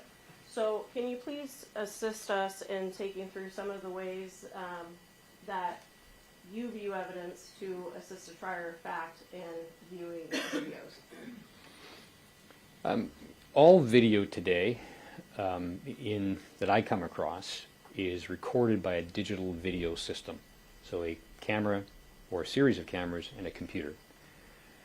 The only way that that video is created once the camera captures the light in the area is for the computer to sample that information, create a representation of a group of pictures, and then compress that information. That compression process often changes what the camera actually saw. It puts it back together on playback, but it doesn't mean that it was actually saved. And so what's a process called prediction is used. That process of prediction relies on some data that was recorded to the DVR, but then in the process, the attempt to reduce the amount of data to save storage, it often approximates position of objects, body parts. Colors are often changed. The shape of objects can be changed in the process of trying to recreate the pictures. This is all a very standard process of MPEG production, Motion Picture Experts Group, which is basically most video we get today, including the video we see on television. The difference between what we see on television and what's recorded in digital video systems is television systems aren't trying to save data. They're not trying to store it to a computer and then play it back. Whereas the digital video systems that we have rely on that process of data reduction and prediction. And so a video analyst such as myself will look at how the images are intended to be used by the proponent of the video in a environment like this, to determine what motion is real on the video, whether that motion is actually reproduced, did that motion occur at the speed that it's purported to occur at, and where are the edges of objects because of the way that pixels, a picture element, is used to create an image, where that dependency for those pixels working together gets their reference from, will cause objects to move when they don't actually move. But we have the tools and the experience in my field to be able to assist a trier of fact in understanding whether that motion was real and to quantify it, to analyze it, to demonstrate where the deficiencies are. You gave us a lot of information, and I appreciate that. I'm wondering if you could give a little bit of an explanation on the pixels and movement I'll try to keep it very simple. So in MPEG video, the video images are made up of the smallest element is called a picture element, pixel we call it, and it's basically short for pixel element. MPEG video takes 8 by 8 blocks of those pixels, called a block. 4 of those blocks are called a macro block. And the 64 pixels within that block are interdependent for their values. So they don't actually represent a finite edge. So you can't see something smaller than a pixel. It can't be reproduced because that's the smallest element. They all have to work together to create an approximation of color, of brightness, and positioning. So in order to see movement of an object, you have to have an accurate movement. You have to have multiple blocks together to create the density of pixels and the movement from one block to another. So in an image, especially at night and at a distance, anything that's contained within a macro block is an approximation of color and shape. It's not accurate. When you zoom in and we see the blockiness, we then can understand its limitations. When we're looking at the whole picture without going into it, we'll see motion, small, subtle motion, and when you zoom in, you realize it's not really subtle motion, it's just errors, we call them artifacts, of digital compression. So that's my best attempt to be simple about the explanation of digital video. I appreciate that. And when you go through and you do your analysis on digital videos that are taken, let's say, at night from a cell phone, so there's movement with that, and what type of limitations are there for that? Well, a cell phone is just like a digital video recorder. In fact, that's what it is when we're talking about the camera system within the cell phone. So the recording system, the multimedia recording system includes one or more camera lenses and a microphone. And then the process of creating an image and video also includes the collection of data, sometimes date, timing, and GPS information, and whatever the phone's ability is to grab that. But in most of the work that I analyze, the cell phone is handheld, so it's in motion. And at night, it results in a lot of motion blur because the camera might be moving quickly, and bright objects will become blurred in that process because of the timing it takes to create an image and the movement of the camera. If the movement is faster than the image is being sampled, things will just be in blur.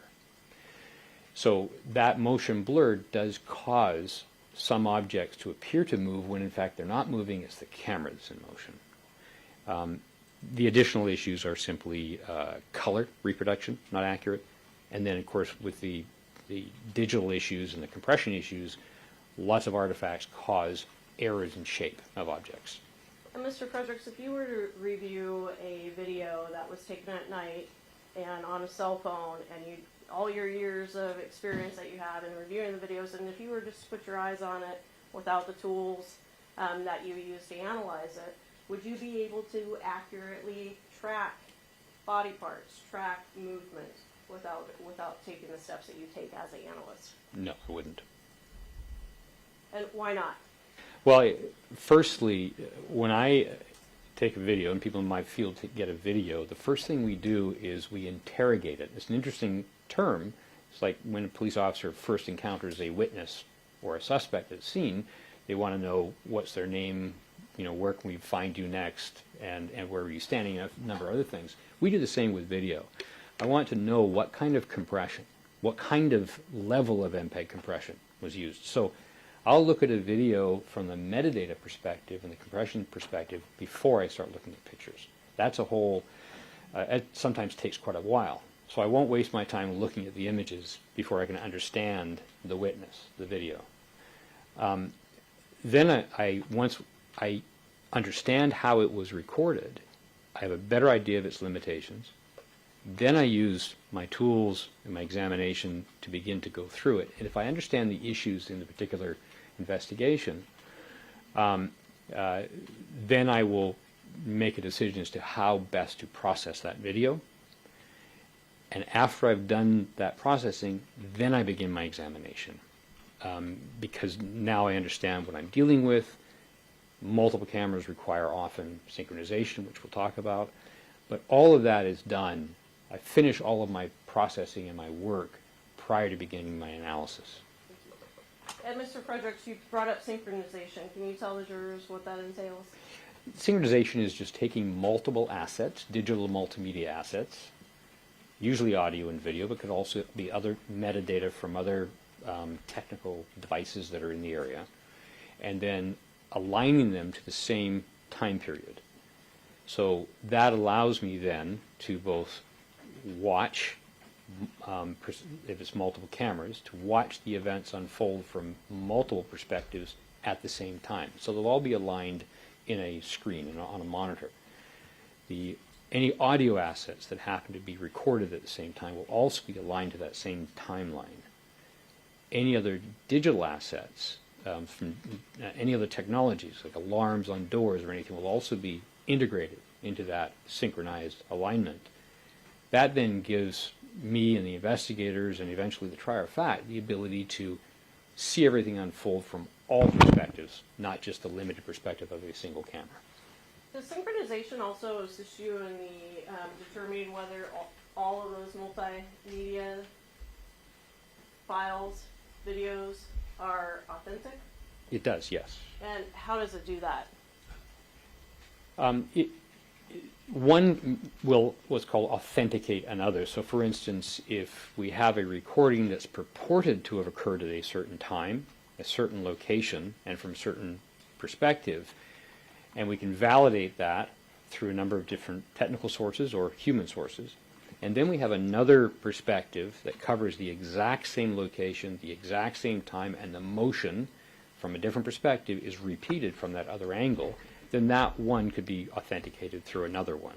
It basically is telling us that what we're viewing accurately represents what it purports to show. So would an example of that be if you had a video that was recording from one angle and seeing a light flashing, let's say amber light reflection, and then you have a video from a different angle viewing the same amber light reflection? Would that assist in authenticating both of those videos on what that point of view? And it's a good example, yes. And it's a good example because two different police vehicles will have flashing lights and they're not synchronized to each other, but once in a while the flash will be at the same moment in time captured by the two cameras, and that might be one example of a sync point. And so I would look for multiple sync points throughout a recording like that where I could align multiple perspectives.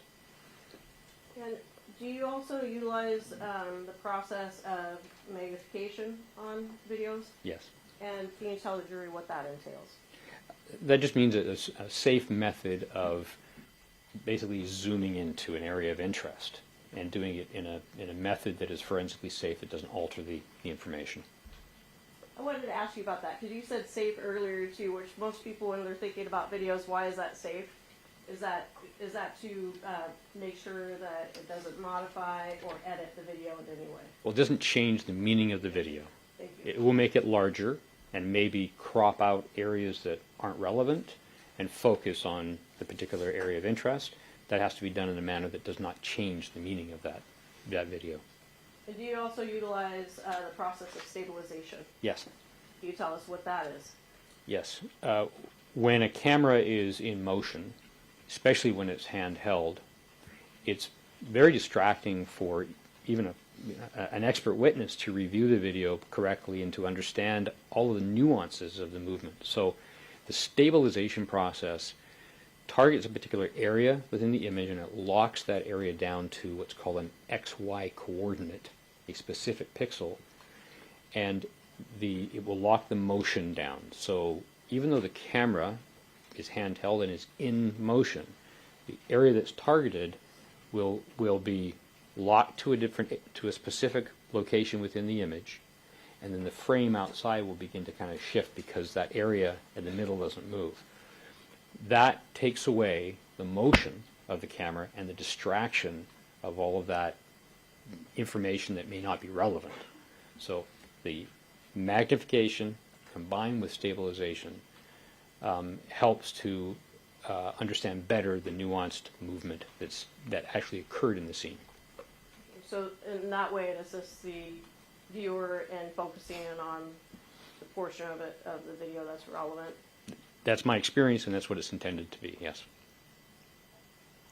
And you testified earlier about some of the difficulties that you can have with tracking movements at night, on videos at night.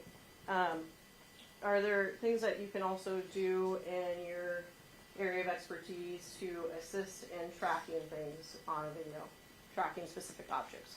Yes. So once an image doesn't necessarily have to be stabilized, but in most cases we'll stabilize the image.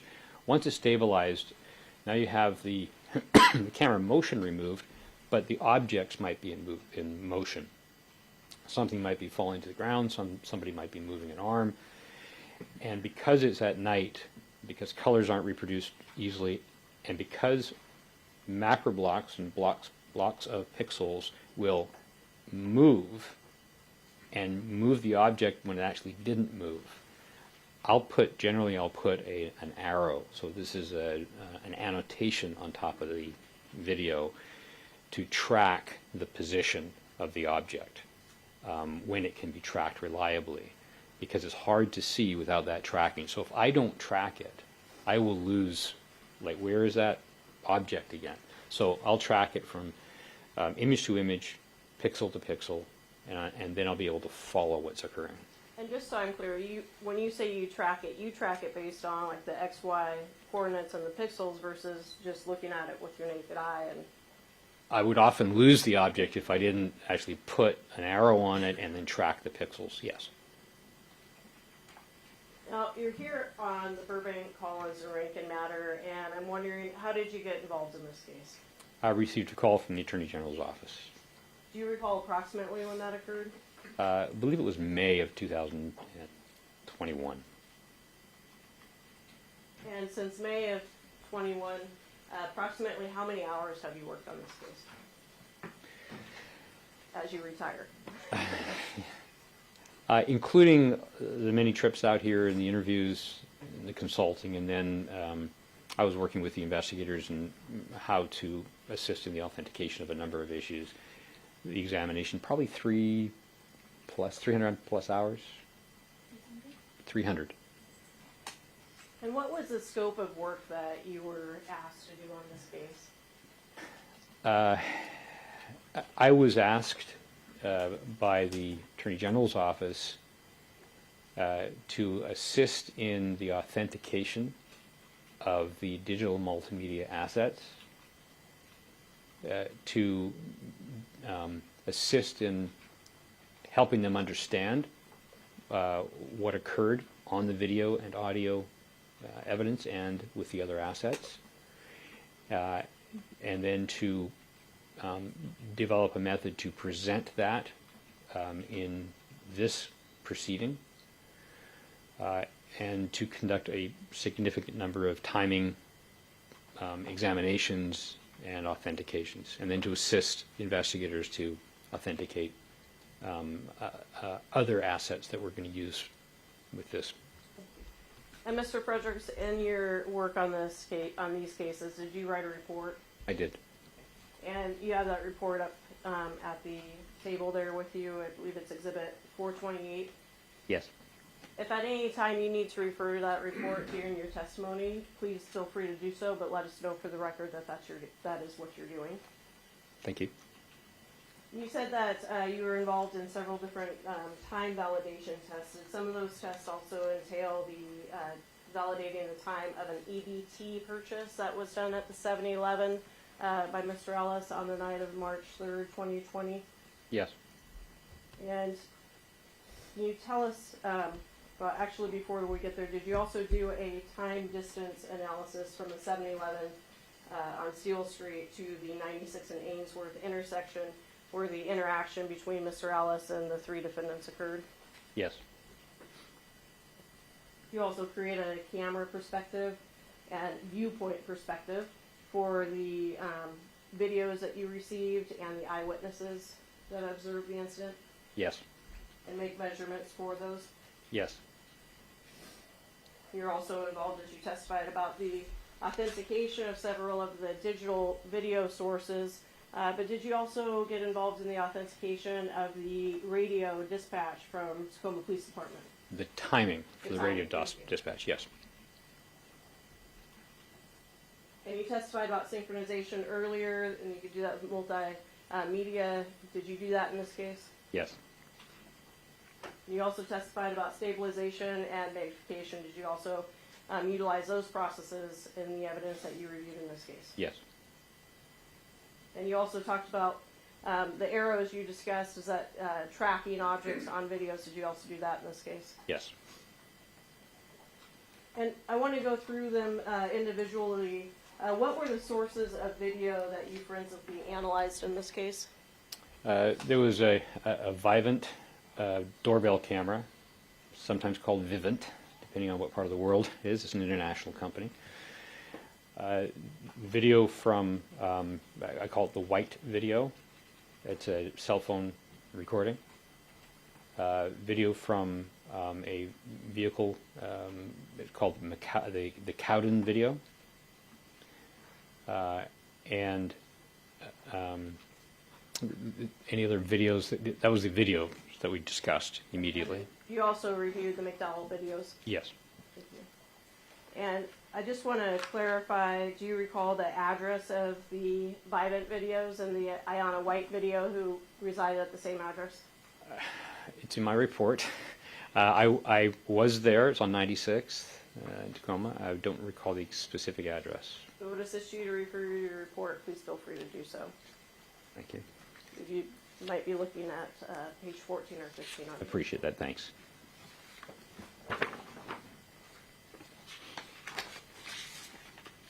Page 15.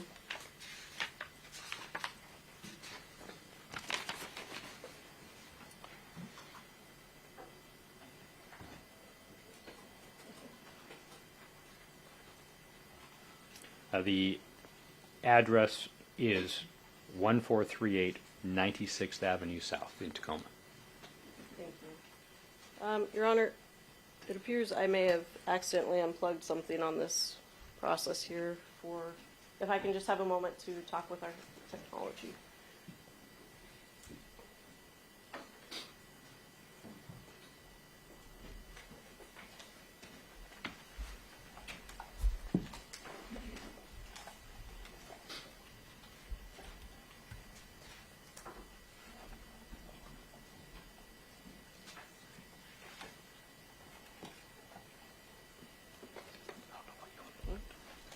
That's okay.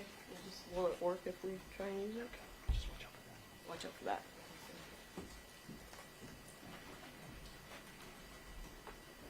You said the address was 1438 96th Avenue South? Yes. And you testified that those were from like a doorbell video? At that address, yes. And what are the issues, I guess, how does the doorbell, the Vivint system work, and how can that have limitations on what's recorded?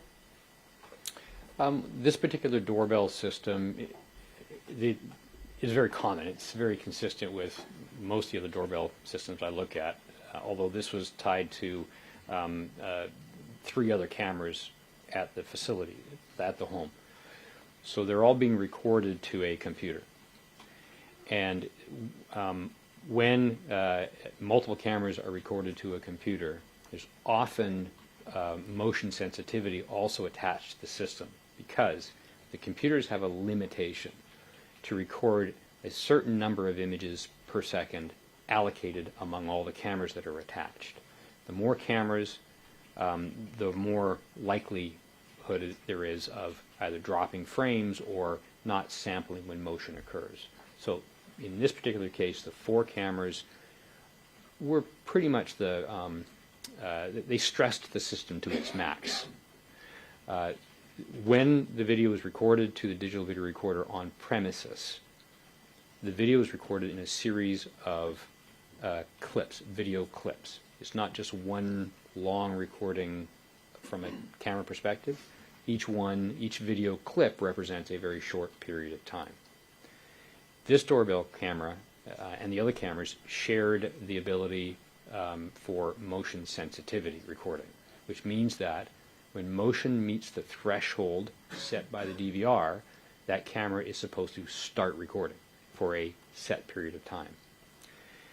If there's motion occurring on another camera at the same time, that camera may miss that cue to start recording because the other cameras are recording motion. So when those other cameras stop their trigger for recording, then the next camera may start to record. So that's one limitation. The other limitation is this is a wide-angle lens. It's intended to capture events that are close to the doorway, not necessarily things that are on the sidewalk or the street or across the street or down the block. So the pixels, the picture elements, if the object is far away, the picture element will represent a large area in the distance. So that means that the large area will have a very low density of pixels, which means that the edges, the objects are not reproduced. We might not even see a person moving in the background when the person might be there, in fact, moving because of the distance. So that's a limitation of resolution. The wide-angle lens causes objects at a distance to appear further away than they are. So when we look at the video from that doorbell camera, we may have the perception that, hey, that's a long way away, but in fact, it's not. It'll also cause curvature on the edge of the lens. So objects on the outside of the lens will appear even further away, and they might appear to be moving quicker toward the center. And then when they get toward the center, they'll kind of slow down to a normal speed, and that's just a result of what's called barrel distortion. This system, because it's relatively inexpensive, uses a compression process that is not very sophisticated. It's not intended to really do the dynamic things that a body-worn video system worn by a police officer might do. So the resolution will be poor, the errors in the video will be poor, and the timing will not be perfect. Even with those limitations, are you still able to analyze the video and make a determination on whether or not it's authentic or it's been modified? Certainly. The authentication issue, it was recorded as designed at a certain